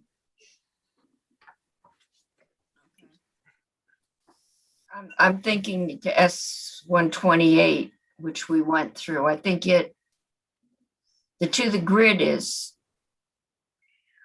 but there were things that limited home, net metering kinds of systems, but just keep going. Well, I think this definitely is where we're gonna put 128 if it isn't in here already. It is not in here yet. It will be. So then this section also adds new definitions for energy storage aggregation and aggregator. So energy storage aggregation means a virtual resource formed by combining multiple stationary energy storage devices at different points of interconnection on the distribution system. An energy storage aggregator means an entity other than a distribution utility that is operating an energy storage aggregation of 100 kilowatts or greater aggregate nameplate capacity, unless the commission establishes a larger threshold by rule. So one of the things that you will see throughout this bill is the capacity of 100 kilowatts. And I will get to that shortly, but under the existing section 248, storage facilities of 500 kilowatts or greater are regulated under 248. This bill is lowering that threshold to 100 kilowatts or greater. And so that's one of the reasons it's included in here. And that was a recommendation that relates to a recent FERC order related to energy storage facilities. So that is the new recommendation that that's the new threshold the department has recommended as the size of energy storage units that should be regulated under section 248. Okay. And an aggregator, that would be somebody that owns a solar field and puts up battery storage next to it and then sells that to a distribution utility during a very cold and cloudy day in November? Is that what an aggregator is? Or is it somebody that buys all that storage and aggregates it separate from the? I'm not certain. And Okay. I think we can hear more about this. I do know that it is someone other than one of the utilities. Right. So Green Mountain Power is setting up its own storage. They're a utility. Right. But we've got individual owners of solar fields or net metering that sell to a high school, but then have, a couple hundred kilowatts left, which they are then selling to the utility. This would say they're an aggregator if they take those 100 kilowatts or 50 kilowatts and save them, in a storage facility and then sell them on cloudy days or peak demand days to the distribution utility. That's just how I would interpret it, but I'm not a lawyer. So the way that this definition is used later is to sort of capture a newer kind of entity in Vermont that is one that isn't actually doing any other renewable energy generation. So there are entities that only own energy storage. And so that's why I'm a little bit unsure about your example. Okay. But otherwise, renewable energy storage is already pretty well regulated under Title 30, but trying to capture a new kind of class here. Not generating anything, you're just buying it, collecting it from others and holding it until such time as you sell it or give it away. Probably sell it. Okay, Senator Bray. Madam Chair, I'm wondering if it'd be helpful for all of us to hear from the department, and I'm thinking about Ed McNamara, who was in talking about sort of the evolving energy landscaping committee the other day, and I thought he had some really good information. So maybe he could help us on this one a little bit. This is just our first walkthrough, so anybody you want to hear from, let me know. And the department will definitely be on there, and so won't the PUC. And we'll see where it goes. Okay, Senator McDonald. So just so we can picture one of these, are they like a tractor trailer truck size? Are they like a personal use storage size? Or are they like a dumpster? Or are they a variety of sizes? So they are a variety of sizes. I think I am not an expert. I believe the Tesla Powerwall is 10 kilowatt hours. Do they have wheels on them? Or are they stationary? No, so by definition here, this definition that's being added is only stationary devices. Okay, thank you. We can get, someone will show us pictures of them later, Madam Chair. Thank you very much. Yes, it's not an electric vehicle. Right. Okay. The only other thing I wanted to flag, so because I didn't do the initial draft of this, in subsection 6, referring to aggregator, it says utility operating energy storage aggregation of 100 kilowatts or greater, unless the commission establishes a larger threshold by rule. I think that there is a potential issue here. I think it is slightly problematic to have a definition refer to allowing the commission to set a different size threshold by rule. Something for the committee to consider, that you do not know whether or not the commission will have established a different threshold. And this language is used later on again, and I will sort of flag it again. Okay, well, maybe we'll ask the commission why that's in there. Okay. So then section 6 adds energy storage to 30 VSA section 203. And this is the section on the jurisdiction of the Public Utility Commission and the department that allows it to examine the plants, lines, equipment, et cetera, of specific companies. So this is adding energy storage as a company that is engaged in the manufacture, transmission, distribution, storage, or sale of electricity. So adding these companies as being regulated by the department and the commission.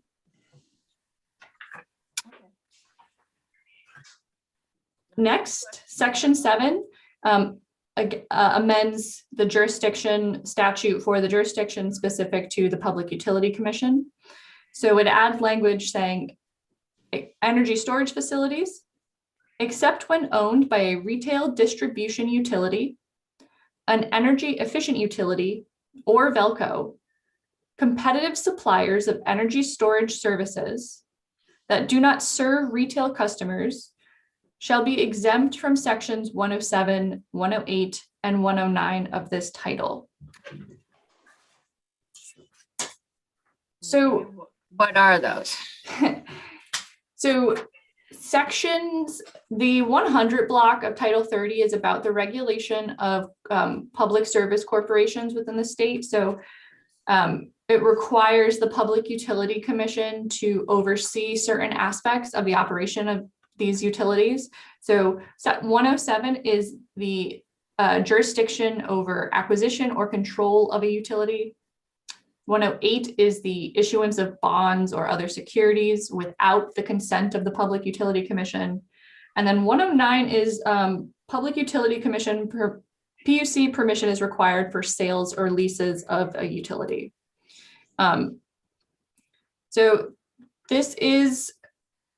So one of the things that's going on in these couple of sections is determining how much oversight and review the Public Utility Commission will have over these companies that only do energy storage, if they should be, regulated at the same scrutiny and level as regular utilities.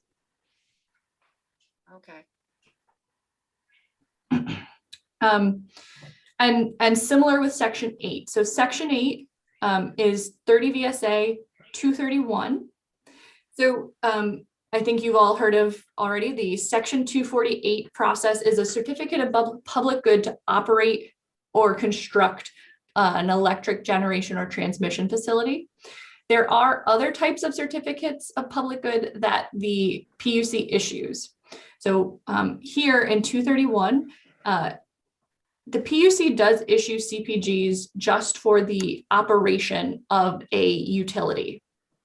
So this is adding energy storage aggregators that aren't a utility to this section. So for an energy storage facility not already subject to this section, an energy storage aggregator that operates an energy storage facility is subject to this section only if the aggregator is not a retail electric provider. Okay. A retail electric provider is a utility, right? Yep. Okay. So if they're not a utility, which means there's competition in the market, ABC can own a storage facility here and 2 miles away. DEF can own a storage facility and they can compete on price, I would assume. I mean, this is a private enterprise. Right. So aggregators who are not utilities are subject to regulation by the PUC under this section. Oh, they are. Okay. Senator Bray. So I'm just wondering on that score, I can imagine, for instance, interconnect rules. If you're going to be interfacing with a grid, they'd want to make sure you were a safe and reliable thing to make part of the system or something like that. Yes, and that is going to come up. Yeah, that's going to come up later in this too. Yes, and when you talk about a storage device, one of the sort of examples that's been given is if the storage device is 1 megawatt large, it has the potential to draw 1 megawatt, but also potentially discharge 1 megawatt. And that is something that the Public Utility Commission wants to be aware of, I think, of these larger aggregators who are potentially going to be, having an impact on the grid in that way. Sure. Okay. Sure. And yeah, they also could, I mean, if something went wrong, they can have a tremendous amount of energy and, like fires and stuff like that. I did put up on our chat bar a link to 100 to 600 kWh batteries. And I think at the 100 end, it's like a walk-in freezer, something like that. And on the 600 end, it tends to be like a container, a full container. Okay. So I don't know if that seems big or small. Not too, it's not huge. Not massive. All right. So let's keep moving. Okay, so section 9 is amending 30 VSA section 248. So first, with respect to hearings related to a construction of a facility, the new language is in subdivision F further down. So the following shall apply to the participation of the Agency of Agriculture in a proceeding held under this section. In any proceeding regarding an electric generation facility that will have generation capacity greater than 500 kilowatts, or an energy storage facility that will have capacity greater than 1 megawatt and will be sited on a tract containing primary agricultural soils, the agency shall appear as a party. So this is requiring the Agency of Ag to weigh in on projects that are energy storage projects greater than 1 megawatt and on a site with primary agricultural soils. And I think based on what Senator Bray just mentioned, 1 megawatt is a potentially a large structure. Okay. Senator Hardy. So then next, So we've got a question. Oh, sorry. Senator Hardy. Thanks, Madam Chair. Ellen, I mean, I'm assuming the purpose of this is to preserve agricultural land for agricultural purposes, or potentially that's the purpose, so that the ag department can, or ag agency can weigh in on that. Do they weigh in on the siting of solar or other similar kinds of things? They do? Okay. Yep. So this So is even consistent just with in that. this sentence, they're a required party for electric generation facilities greater than 500 kilowatts. Got it. And yeah, so there is a requirement in Act 250, but it also appears in Section 248 about the prevention of reduction of primary agricultural soils. So the Agency of Ag is generally the expert on that and how to best preserve or prevent the destruction or erosion of primary agricultural soils. And that's a process that happens quite a bit in both Act 250 and in 248. So is it only about the soil? It's not about the land itself? Do you know what I mean? Like, is it about the parcel or is it about the dirt, to put it in a different way? There's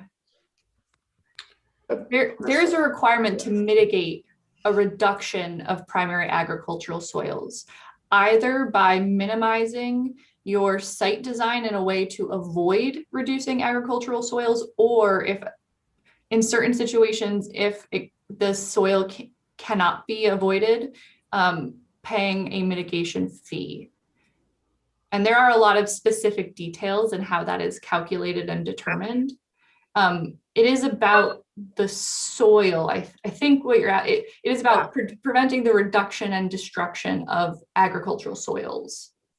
It's really about, it's about the soil, it's about the dirt, not about the parcel or the land.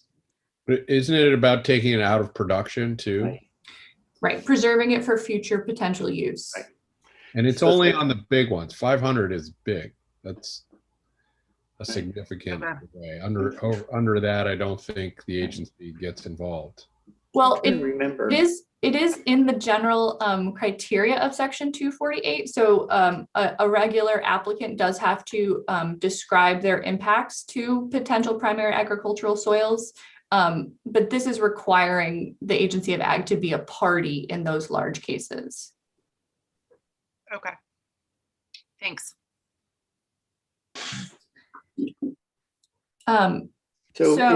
Next in, I think Ellen? that's Senator Brady, sorry. you have another question?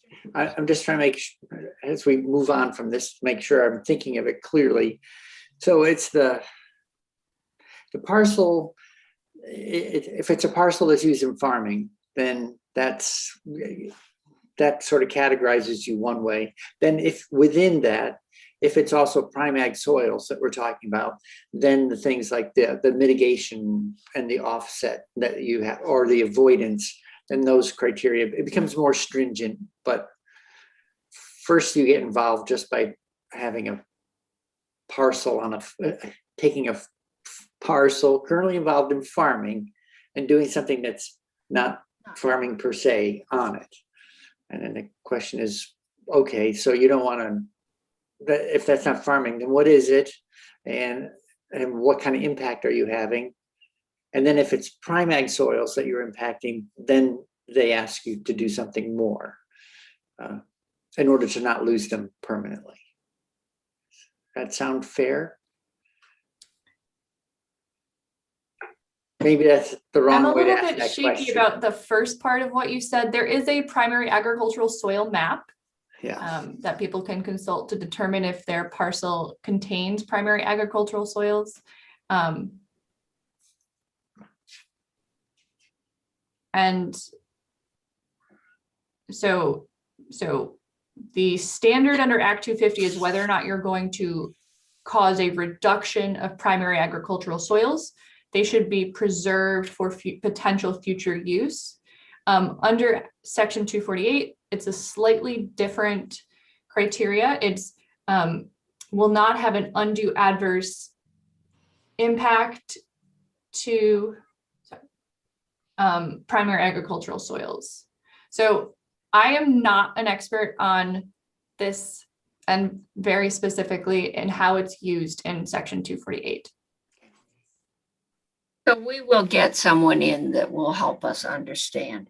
But as I remember from the discussion the other day, when it comes to taxation, your land is taxed as land. And then these things that are added onto it are taxed by the capacity tax based on, and that's what S-128 does, is taxes these storage units on the same capacity. I thought the idea was that you weren't removing the soil, unlike if you plowed it over and put a bunch of houses on it. You're kind of setting these things on top of it, and they can be removed and dismantled, and the ag soil remains.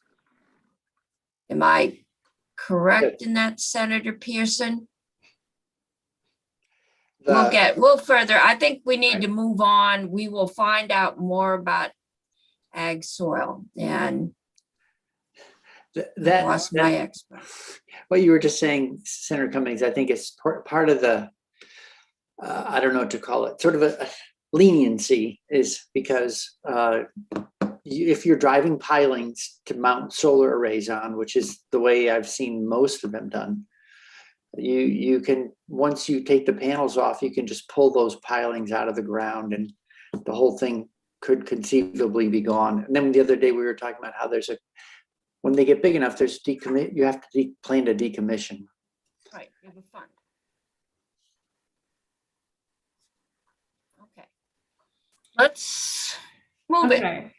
So again, in subsection J, adding the 1 megawatt. So in this subsection J applies to an application for an electric generation facility greater than 50 kilowatts and to an application for an energy storage facility that is greater than 1 megawatt, unless the facility is located on a new or existing structure for the primary purpose of which is not generation of electricity.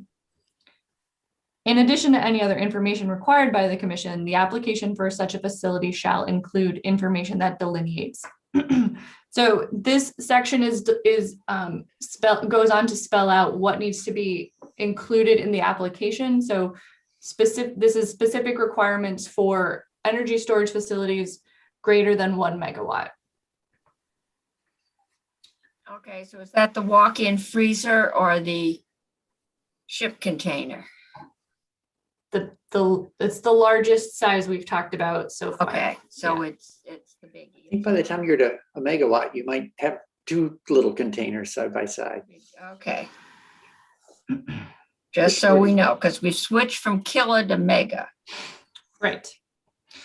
Then subsection K, notwithstanding any other provision, the commission may waive for a specified and limited time the provisions contained in this section for site preparation for construction of an electric transmission facility, generation facility, or an energy storage facility as necessary to ensure the stability and reliability of the system pending full review under this section. So this is the temporary waiver provision under section 248. It allows projects to move forward if the commission thinks it's okay to temporarily move forward. So it's just bringing energy storage into line with transmission and generation facilities. Okay. And then the same is true for the next section, subsection L. So this is a provision specific to when the governor has declared a state of emergency. During that time, the commission may waive prohibitions on site preparation or construction necessary to ensure stability or reliability of the electric system. So this is allowing waivers when there's a declared state of emergency, as opposed to going through the full section 248 before construction can commence, it's very limited in its application, and it's just adding energy storage to the same extent that generation and transmission are already allowed. Okay. And then finally in this section is the major part of this. So subsection U of 248. So 2 years ago, this provision was added, and it says bringing energy storage facilities under section 248. So for an energy storage facility, a certificate under this section shall only be required for a stationary facility exporting to the grid that has a capacity of 100 kilowatts or greater, unless the commission establishes a larger threshold by rule. So as I mentioned previously, it's lowering the existing threshold of 500 kilowatts to 100 kilowatts. And as I previously mentioned, it includes this phrase, unless the commission establishes a larger threshold by rule. I think this phrase is potentially problematic. It could potentially serve to not put people on proper notice of what facilities need a section 248 certificate of public good. However, it does say if the commission wants to set a larger threshold, so it's potentially less problematic than the other phrase, but I still just wanted to flag it as a potential issue. But then there is also further new language that's been added. So the commission shall establish a simplified application process for energy storage facilities subject to this section with a capacity of up to 1 megawatt, unless it establishes a larger threshold by rule. For facilities eligible for this simplified application process, a CPG will be deemed issued by the commission by the 31st day following a filing of a complete application, unless a substantive objection is timely filed with the commission or the commission itself raises an issue. So that is a little bit unusual. It's a deemed approved provision if the commission doesn't issue the CPG within 30 days. And then also, the commission may require facilities eligible for the simplified application process to include a letter from the interconnecting utilities indicating the absence or resolution of interconnection issues as part of the application. So, so this sentence was added basically as sort of a pre-application process, saying that the PUC is only going to have 30 days to issue this CPG under the fast timeline. So it's saying that if you're going to use this timeline, you need to have a letter in advance saying that the utility doesn't have any interconnection issues with the energy storage facility. Okay. I'm getting confused. It sounds like we're lowering the threshold. And then we say, unless the commission raises the threshold, so why are we lowering it and then telling them they can raise it? And so this is setting up, I mean, what good is writing a law if they can change the law as they see fit? I think there was a problem with that once before. I think it's the base of a lot of our problems. So I think one of the other things that's happening here is that this is setting up a procedure that's similar to net metering, where generally recognizing that projects can come in various sizes. And so this is telling the commission to adopt rules for a simplified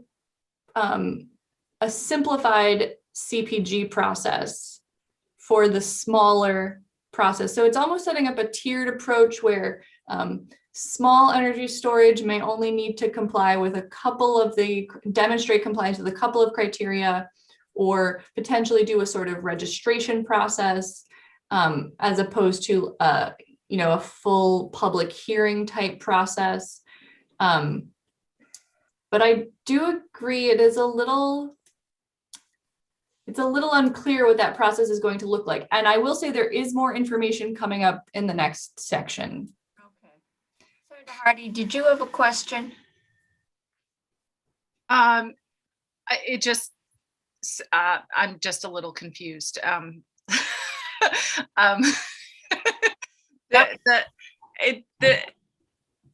The certificate of public good, the whole, like, if the commission doesn't reply in 30 days, then it's just deemed approved, seems problematic to me too. Because don't we want them to say whether, I mean, getting a CPG is a kind of a big deal. And so if it's just an automatic thing after 30 days, then that seems problematic to me, but I'm still processing this, so. It'd be interesting to know the timing piece. It could be a little bit of a, let's hold their feet to the fire. And because sometimes permitting can drag out for so long that developers find it very difficult to develop anything because there's so long going through approvals, like more than a year. So I wouldn't be surprised if someone started a shot clock when the application went in to try to ensure from a business perspective that you get a timely answer. But yeah, I understand that, but 30 days is really short. So it seems to me that there could be maybe a happy medium, but all they've got to do is say, hold on. And then it's not approved, right? It's just, all they've got to do is file some trigger, because there has been a big backlog in these small systems. And is there did you say there was a threshold for it, Ellen? So it's up to 1 megawatt. So between 100 kilowatts and 1 megawatt. Oh, those are pretty big. Okay.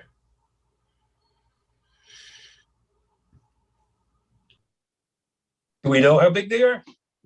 Mark Sanderbrook has the floor.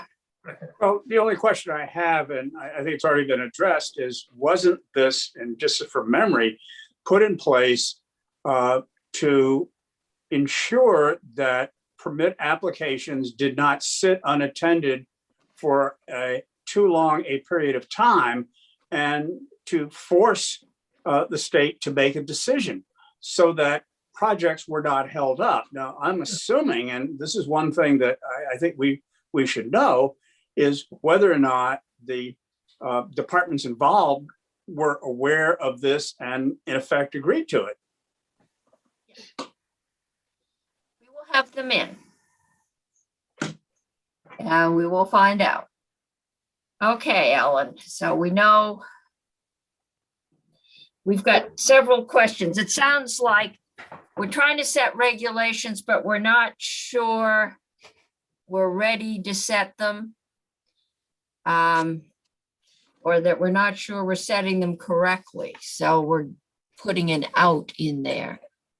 But let's look further and see if we can understand why. So Damien is still sitting with us. So I'm going to see if we can't move this along, and then we'll get to Damien. Okay. Damien is still there. Senator McDonald. We're using the terms how many kilowatts they are, and those are not terms of size and scale. And we're going to learn whether we're talking about things that are as big as 18-wheelers, UPS delivery trucks, or minivans. Okay, I think Senator Bray sent you a link, and you can see pictures. That'll keep me busy. Thank you. That will keep you busy, a whole picture book. Okay.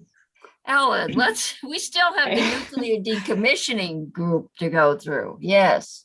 Okay, so section 10 adds the same energy storage definition to section 8002, which is the chapter on renewable energy. So farther down in Title 30, and it's adding a new, so then it's being used in section 11. So section 11 adds a new statute, 8011, regarding energy storage facilities. So the commission may adopt and implement rules that govern the installation and operation of energy storage facilities of all sizes. The rules may establish a size threshold below which storage facilities need not submit an application for a certificate of public good pursuant to 248. So again, I do just want to flag that this is potentially directing the commission to adopt rules that would be different from the statute. The rules may include provisions that govern the respective duties of retail electricity providers and energy storage facility owners or operators, the electrical and fire safety, power quality, interconnection, metering, and decommissioning of energy storage facilities, the resolution of disputes between energy storage facility owners, operators, and interconnecting providers, energy storage aggregators and the operation of aggregations, and energy storage facilities paired with other resources such as net metering and standard offer plants, including retrofits to existing plants. The rules shall establish standards and procedures governing application for an issuance or revocation of a CPG for certain energy storage facilities under 248. In establishing these standards and procedures, the rules may waive the requirement of section 248 that are not applicable to energy storage facilities, including criteria that are generally applicable to public service companies as defined by this title. Okay, I'm going to need to interrupt you for a minute, Ellen. I apologize. I have a note from Faith that says the House wants to vote up the link out language today, House Ways and Means, and they want to have it on the floor by tomorrow. JFO would like us to look at the language tonight to see if we agree. The question is, are we willing to stay late to take a look at that? We have this, I assume we can do that right afterwards. Or we can skip over the nuclear thing, let Damien do his 2 minutes and then take it up. Senator Pearson. I'm fine with that, Madam Chair, but I also think we have agreed on the concept of linking up to both the UI and the PPE. And as long as that's what the language does. Well, I think this is the final language they were working on. So maybe I've heard Ellen, it's different than what you expected. So I think different. You should take a look at it. Okay, can we have somebody here at 4:30? Well, I'm working on it. Okay, we'll Sounds see like what an we can April. do. And Ellen, you've got how much left to go? What are they doing in the nuclear? The nuclear is very simple. So anyways, this is allowing the PUC to adopt rules related to these energy storage facilities that will potentially be different than section 248. I do think some of the language is a little bit awkward and we can revisit it. The only other section related to energy storage is section 12. And it's directing the PUC to finish its rulemaking on the interconnection rule, which apparently it has been working on for a few years. And that is related to energy storage because I'm not certain that the current rule actually addresses how storage should be interconnected. Okay. And then the NDCAP stuff is pretty simple. It's changing the name of the Vermont Yankee nuclear site to just the Vermont Yankee site. It's also changing the makeup of the panel slightly to strike the member from the electric union to giving an extra member to the town of Vernon. And then the big component of it is just allowing the Commissioner of Public Service on behalf of the Nuclear Decommissioning Citizens Advisory Panel to bill the owner of Vermont Yankee for the cost of administering the panel. It's a bill Talk that about that. Okay, Damien. You're all the way up in the top paragraph, right? I am. Page 1, okay. Yep. Okay. So Accidents and investigations, is that? that is me. Okay. So what this basically does is it strikes out language. So the old provision here basically provided that the superintendent or manager of a line or plant had to notify the Department of Public Service of any accident within the state immediately after it occurred, if it resulted in the loss of life or an injury to a person that incapacitated them from engaging in their usual job. And then the department would inquire into the cause of it and determine whether a public investigation was necessary, and then determine a time and place to hold the public investigation. And now what it's replacing that with is, again, the reporting requirement is the same, but what I've done is I've just shifted around the language to clean it up and make it a little more clear. But then we're adding new language here saying that if the accident is subject to investigation by VOSHA, pursuant to the VOSHA statutes, the department would provide the support requested by VOSHA, and VOSHA would, to the extent permitted by law, provide the department with any information pertaining to the investigation that is requested by the department. So this is just worth stopping to say, what is actually subject to investigation by VOSHA?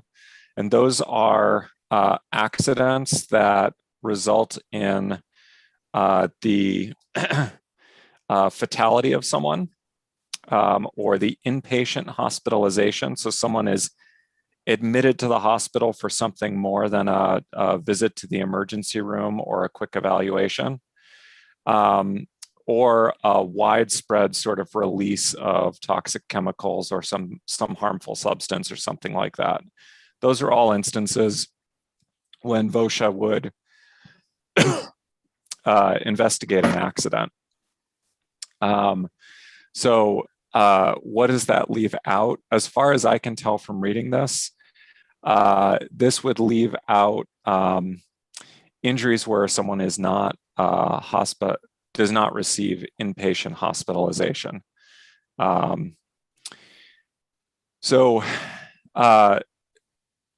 In those cases, when the accident is not subject to investigation by VOSHA, the department would inquire into the cause of the accident and then make any recommendations to the company and the Public Utility Commission as appropriate based on the cause of the accident. So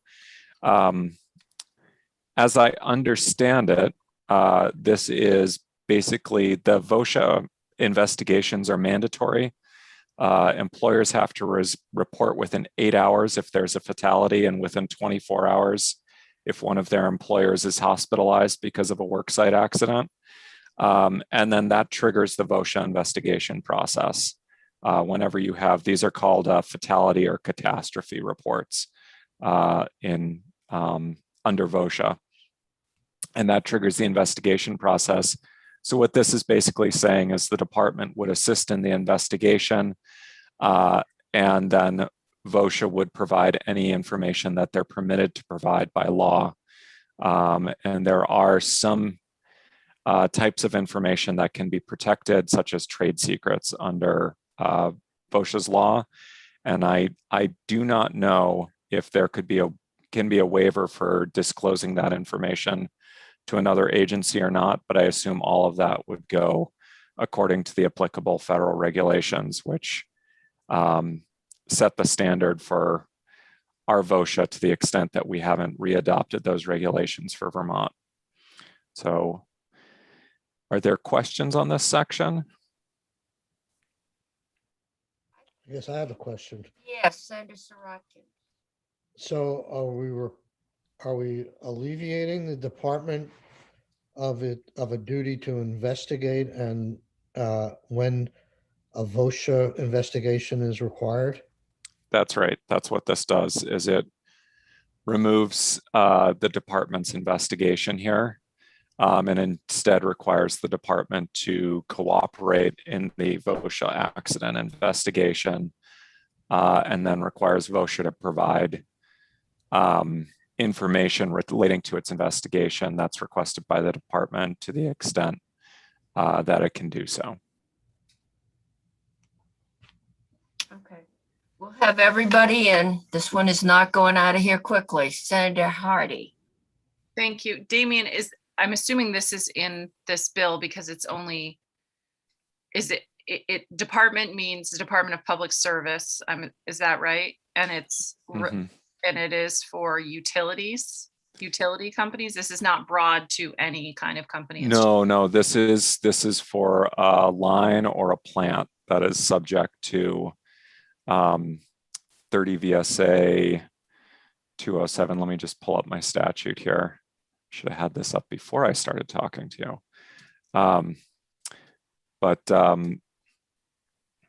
Yeah, so we are looking at the public service title, and 207 is the jurisdiction and regulatory authority of the Public Service Commission and the Public Service Department. Okay, so Or it's not an DPS. across the board. It's just this specific. No, it's focused on this specific area. Okay, and then if the death or hospitalization, there still would be an investigation. It's just for things that don't require hospitalization. Is that what I heard you say? Right, and in that instance, what this provides is that if it's not subject to VOSHA investigation, then the department would conduct the inquiry into the cause of the accident. So that's when the department would conduct an inquiry. But it does away with the department conducting an inquiry in the case of a fatality or a catastrophe. And it also does away with the public investigation provisions. So what happens in those cases? VOSHA does the investigation, or? Yeah, so VOSHA will conduct the investigation. The way the VOSHA procedures work, and Dan Whipple or Steve Monahan from the department can talk in much, much greater detail about the nitty-gritty details of these investigations. But typically in the world of OSHA, they give varying priorities to investigations. The top priority is for an imminent danger that could result in severe harm or death. So if they get a report of something that could, for example, where there's a violation that could result in death at any time, that's their first priority to investigate. Their second priority is these fatalities and catastrophes. And so typically, shortly after they receive the report, they assign the case to an investigator, and then the investigator investigates, and the department has 6 months to determine from the date that they receive the report to determine if there was a violation and a citation needs to issue. So in some cases, the accidents are just that, accidents. In other cases, there is a safety violation on the site that could have prevented the accident. So if you look at calendar year 2017 through 2020, according to federal OSHA, there were 14 fatality investigations in Vermont, and 3 of those resulted in a citation for a safety violation. And the others did not result in a citation. So the employer was following safety protocols, but the accident still occurred and resulted in a fatality. Got it. Okay, thank you. Yep. Senator Pearson. Is the aim here just to get rid of a duplicative process? So I would actually suggest that you speak to the department about what the intent is here. I was asked to draft this language, but I did not actually have an exchange with the department to discuss what the intent of the proposal was. So, Okay, we will have them in. Okay, any other questions for Damien? Thank you. thanks for your time. Yeah, well, thank you. You've been waiting for us. All right, committee, I saw Graham come in. And Senator Pearson, did you get any response to your question about broadband? Yes, And I are sent you- everybody an email from Rob Fish, who heard us messing around with this or asking questions, and it seems it comforts me. But anyway, I sent it to everybody as well. Okay, I'll get that. And then, so we're okay with that language, which is the money for broadband, and now they've changed the link up language. And I will prepare myself to write an email to Senator Kitchell. So Graham, what have they done? Or Abby's here. Okay, So what this- have they done? This isn't an April Fool's joke, is it? Like, turn this around overnight? Just checking. Where was Senator Brock's question on the floor today? You had one a couple weeks ago, I think for Senator Hardy's first bill, and we suggested you do it today. Okay, Abby. Oh, I missed it. You should have done it on my bill. Okay, so what's up? Thank you, Madam Chair. Abby Shepherd, Office of Legislative Counsel, for the record. The House Ways and Means Committee did do sort of a straw vote proposal, which they proposed to House Appropriations to include in the language for H315. And that language is slightly different than what we discussed yesterday, what I presented to the committee. So I wanted to highlight the changes. The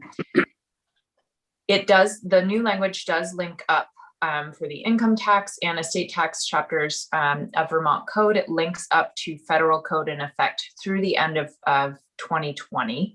And it applies it now to taxable years 2020 and going forward. That is the typical effective date language, so that there's always a link up in place.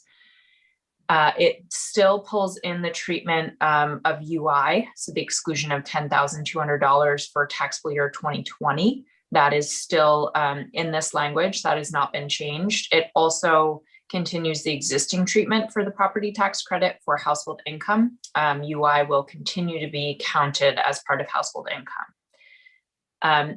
What is new in this language is that it does not, and this is part of the effective dates, and it looks very simple, but it's actually a little bit, it does come with several consequences. It applies the changes to statute, which applies federal code in effect through 2020 to taxable years 2020 and after, which means for the purposes, in particular for PPP, it means that without action, further action, the legislature is linked to the federal tax treatment of PPP loans when they're forgiven for tax year 2020 and 2021, because the allowance of both the exclusion from gross income of forgiven loans and the allowance for deductions of expenses paid for with those loans occurred in the December 2020 federal bill.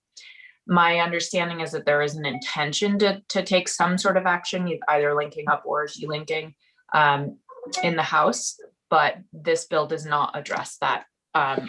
What I wanted to make absolutely clear is that the legislature does have to take action to decouple from the PPP treatment. Okay, so that's different. Before they were just doing the PPP through December 31st. Now they're saying, no, they'll go for 2 years, but that does not preclude state action next year. That's correct. There's nothing preventing action to decouple. The reason behind that, and a lot of the discussion was around this effective date, because if you only apply the statute, which pulls in federal code as it was in existence at the end of 2020, if you only apply it to taxable year 2020, then the same problem will happen again. There will be no link up essentially in effect. The tax department will be faced with the same problem, or actually a new problem of not knowing which code to link up to, which federal provisions apply in Vermont.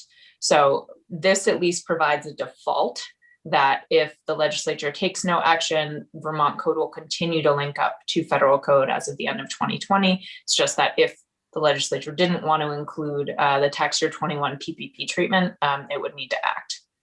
Okay, and the tax commissioner said yesterday that if he knew there were possible changes when he printed, he could, I think he said, leave blank lines, but that there could be, and it sounded like they would say, you know, fill in according to table 32, and then table 32 would reflect what we changed, was how I understood him to say that.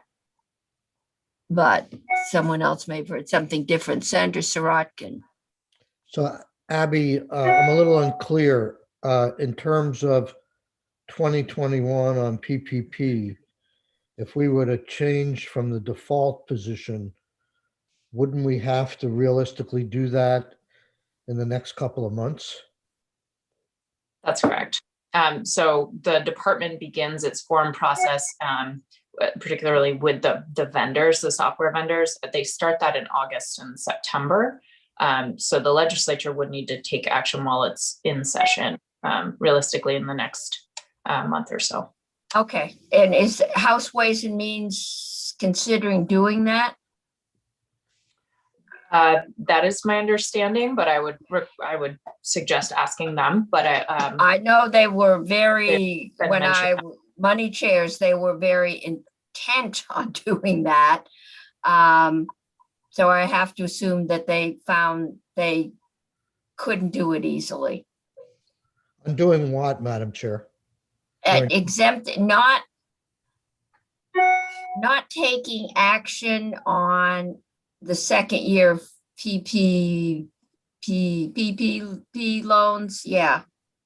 So you thought they were intent upon? I thought they were, everything I've heard until now was that they were going to go along with the 2020 tax year, but we're not so sure about 2021. It sounds like as of today, they're just saying, okay, as a default, we're just going to pass it through. And if we decide to do something, we'll change it in the next few months. Yes. That's what they're saying? Okay. Senator Pearson. I must say, I would much rather have the reverse default. I just don't, you know, we always get trapped. And so we should let ourselves be trapped in the way we mean to go unless we act. And so is it possible we would ask them to just change this little piece and express our commitment to working with them in a less time intensive way to settle on 2022? What was the reason they changed, Abby Graham? What happened in the last day? So the intent of the committee, so Graham Campbell from Joint Fiscal Office for the record, the intent of the committee was, as you said, Senator Cummings, is that they did not want to make a decision on the PPP loans go for tax year 21. But the issue with the previous iterations of the language were that if there was no action taken, then there was no sort of default in place for the tax department to create forms. So essentially, what were they going to create forms? What tax year were they going to use? So Abby and I presented options to the committee, sort of saying, okay, well, you can choose the default to be essentially what it is in the bill, which is December 31st of 2020, and then have the next couple months to address not just the PPP issue, but any item in ARPA, which includes the EITC changes, the child dependent care changes. Or you can set the default back to what it was prior to this year, which is December 31st, 2019. But the I guess one of the issues with that is you throw out everything that's happened, basically between now and December 31st, 2019. So you would get, the default would be that PPP loans would be taxable, but everything else within the CARES Act, everything in HR 133 would also be rewound as the default. So ultimately the committee decided to set the default as December 31st, 2020. And sort of, I guess, not, I don't know, say made a commitment, but they are well aware that if they want to do something on PPP and for any of the ARPA changes, that it has to be done before the end of this session. So doing this does not preclude preclude the legislature from, in the next few weeks, deciding to pass a bill to make PPP loans taxable in 21 or to pick up the EITC changes. And so it just sort of places a default in there for the tax department if the legislature doesn't end up passing any sort of. So going forward, and you're talking about software vendors, I assume that's TurboTax, and I remember the year there was an issue there, and there were very unhappy people. So they can start saying, okay, this is where we're linked, but this one section may change. So don't finalize your software until the legislature finally decides. But this allows them to move forward with everything else with a warning that we're still looking at PPP and there may be changes. Is that what's going on? More or less. It just says that if the legislature doesn't make any decisions on PPP or, the EITC changes in ARPA or child and dependent care, then tax department come August, you are to assume that the tax code will be linked up as of December 31st to 2020. Which would include tax-free nature of PPP loans. So that's one of the things, but it would also mean that none of the EITC changes would flow through to Vermont, and none of the child dependent care credit things would flow through as well. Okay, so there are other things that if we did not link up, things that we want to have flow through would not. And it sounds like this was just kind of a cost benefit thing. I'm assuming we don't know how many PPP loans are still out there that will get turned into grants either. So we don't know what's at play. We estimate that JFO and tax, we estimate that the majority of them will be forgiven in 2021. So that's also out there. But the other reason why the setting the default back to December 31st, 2020 is my estimation is that there could be also additional federal tax changes this upcoming year that we just don't know about. And by setting that default back to 2020, you also, you would not pick up any of those changes either. So. And Senator Sirotkin and then Senator Pearson. I'm a little confused, Graham. You're saying they're setting the default at December 30th, 2020, or they're including in the default 2021? No, they're setting the default to December 31st, 2020. But that's the default for next year, right? For next tax year. Unless we change the law between now and August. So we are still free to change it. If we do nothing, we are set with the UI changes for next year, the coming year, not now, and the PPP, but there are also other tax things that we may well want to have passed through. So this allows us, how many weeks have we got left? And that means this committee could make changes and send them back to the House. So I'm still confused. By setting the date in the statute at December 31st, 2020, we've linked up the PPP loans that are forgiven in 21? If absent any legislative action, yes. Does the language say that? Okay. So I can jump in there. Because of the way the HR 133, so that's the December Appropriations Act at the federal level, that made changes prospectively, so into tax year 21. So because we're pulling in federal code through the end of 2020, that pulls in some treatment for 21. Thank you for This that. language does not say it explicitly, but that's implied within we're pulling in federal code through 2020. Okay, I appreciate that. Now I understand that. But does the language, do we have the language in front of us? I guess we could look at it, but does it say specifically that absent future legislative action, this is the default position? Because I do have a concern procedurally. I think there's a rule that if you pass something, you can't revisit it in the same session, and somebody could potentially engage with that.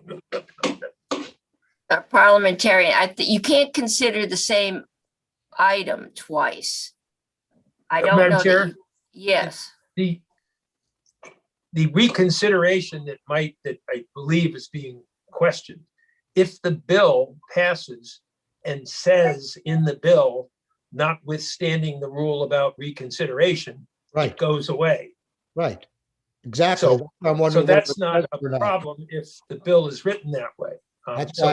That's why I asked the question. Yes. Okay. So does the House believe that they're doing this because of reconsideration problems, or are they doing it for some other reason? Well, that's not my question. My question is, what's the language? Does it say absent any further reconsideration by this legislation, or is it just silent on that?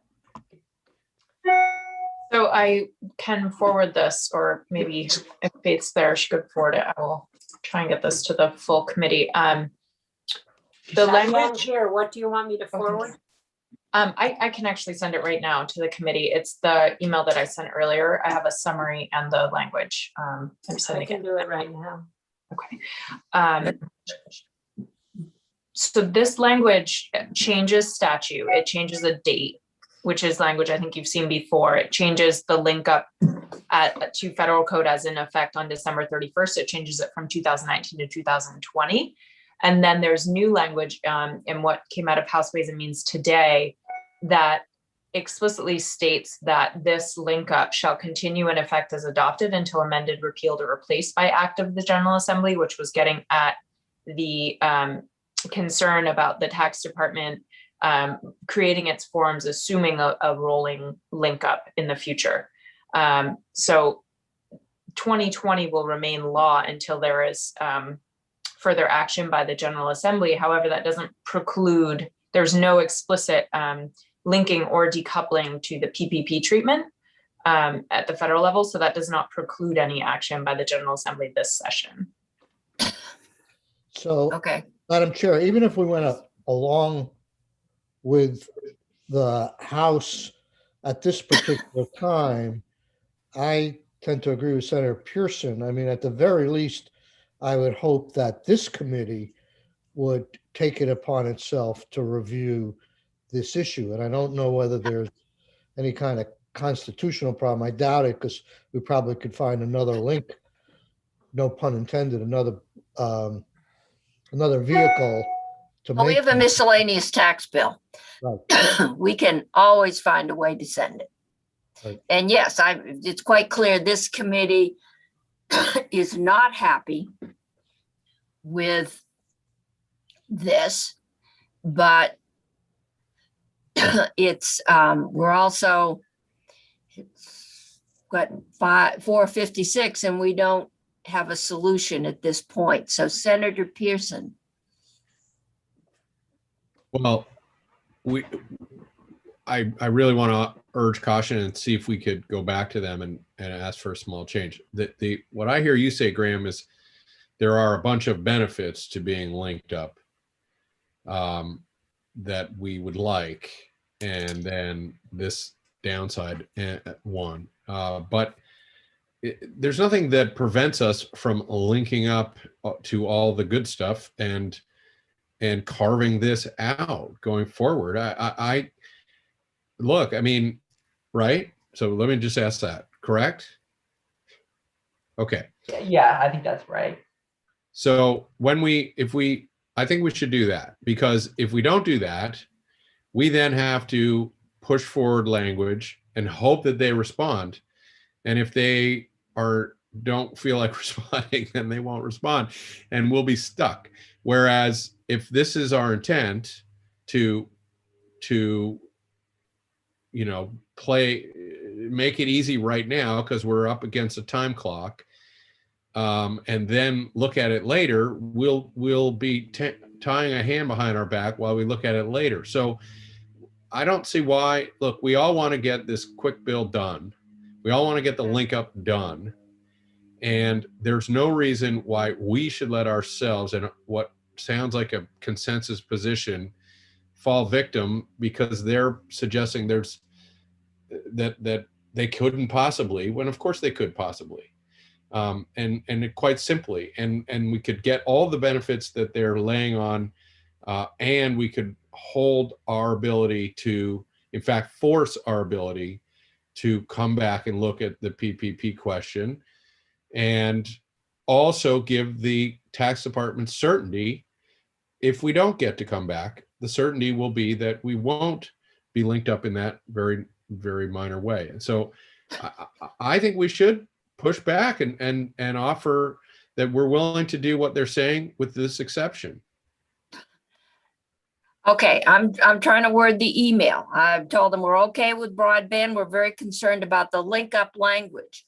Finance would like to exclude the link up language until we have had a chance.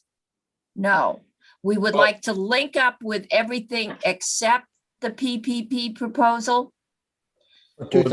Can we do that, Graham?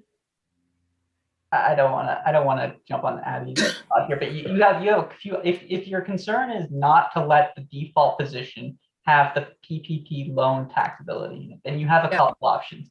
You can set the default back to 2019, but then you lose everything.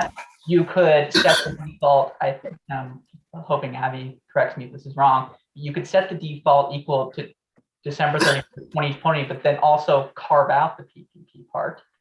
We have to set the default now.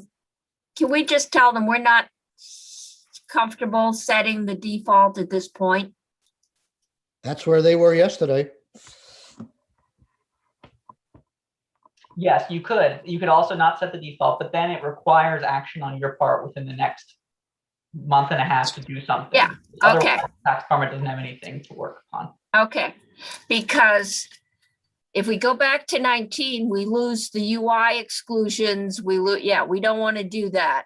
So Senator McDonald. Madam Chair, we're getting into triple negatives or whatever here. Yes, we are. This year, right, for people filing their taxes on April 15th, we've lost 12 million bucks that we wish we hadn't lost. Is that correct? Yeah, well, we're losing 24, and some of it, I think we're okay with losing. This year, okay, because we're taking in the UI exemption too. For that's the taxes 12. that are filed, that are filed in the spring of this year. Yes. We've lost a bunch of money because of reinterpretation by the feds. Well, tax changes, not interpretations. Yeah. And we have decided not to try and claw that back because it's too complicated and would be troublesome. Is that correct? I guess, yeah.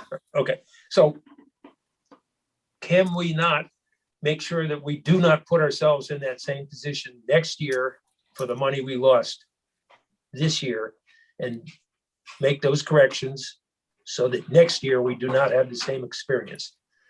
That's what we're working on. If for some reason the House has decided they can't do that, what I need to tell appropriations is what we would like them to do. And what I'm hearing is we would like them to put off the link up until we have had more time to look at this. I would hope so, Madam Chair, and perhaps you could chat with the chair of Ways and Means, and we could await the result of that, so we can chart a course. Right now, I was doing another meeting 2 minutes ago. It's a $12 million question right now. So. Yeah, well, no, it is. But wait, and it could be more and it could be less. We don't know. So. I think I would like to link up PPP for 2020 and hold in abeyance our decision on 2021 and not have the default be that we're going to link up for 2021. That's where we were yesterday, and all of a sudden the sands have shifted. The finance does not want to pass on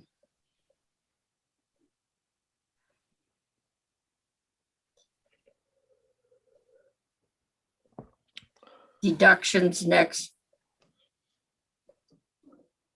And it's tax year 22, is that right? 21. Tax year 21, it is fiscal year 22. But we're going to take them this year in tax year 20. Yeah, so next year is tax year 21, right? Yeah. Yeah, that's what I thought. And are we communicating this with Senate approps or House approps? Senate approps. I see, but they're trying to pregame it with House approps. They're trying to reach it. Yeah, they're trying to make this, get everything worked out before it hits the floor. Does it make sense to give them another? I think that's the most straightforward. We're where we were yesterday. Yeah. Another option would be a default link up, except for on PPP treatment. Okay. Because that gives the tax department certainty. It's not what they want. Abby, is that all right? Well, So I think we have agreed to the link up on PPP for tax year 20. Yes. Yeah. I'm just talking about the next year. Yes, I agree totally. Okay, we could do a default link up for 21, excluding PPP.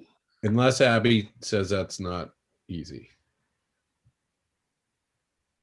If your intention is to not link up for tax year 21, I think the language, there would just be a separate session law section like there is for the UI exclusion that would just say tax year 21 does not include the PPP treatment at the federal level. But I don't know if you want to be that forceful in excluding it, or if what you're asking for is to reserve a decision about whether that is excluded or not. I mean, we haven't heard from affected businesses or anybody else on this one. Right. So, could I say excluding PPP until we've had time to take testimony?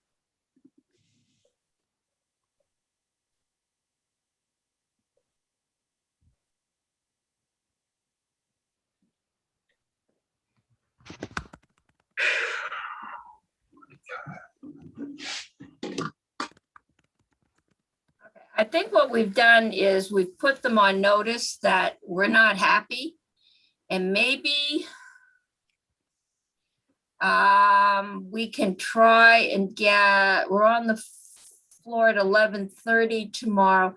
Maybe we could start at 1:00, and because I think we booked the later afternoon, and see if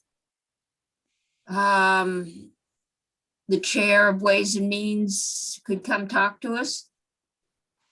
Would that work?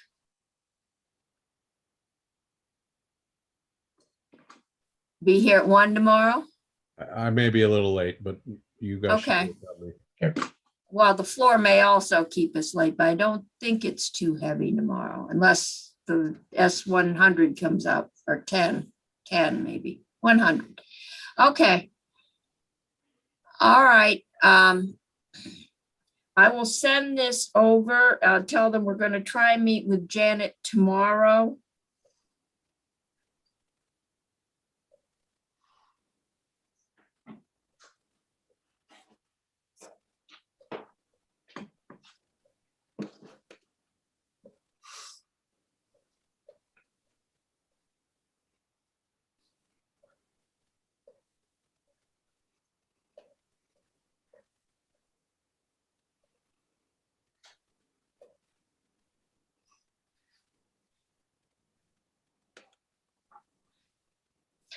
Okay, and I'll see if I can find Jane or Janet. So I think that's it. Faith, you're still with us? I am. I have to set up your 1 o'clock for tomorrow, but I'm almost done. Have we got something we can get rid of tomorrow? I've got to go find my agenda again. Why don't we end the live stream if you're done? Let's end live stream. discussion. Everybody can leave. And Faith and I can talk about tomorrow's agenda. Let me find it. Ending live stream.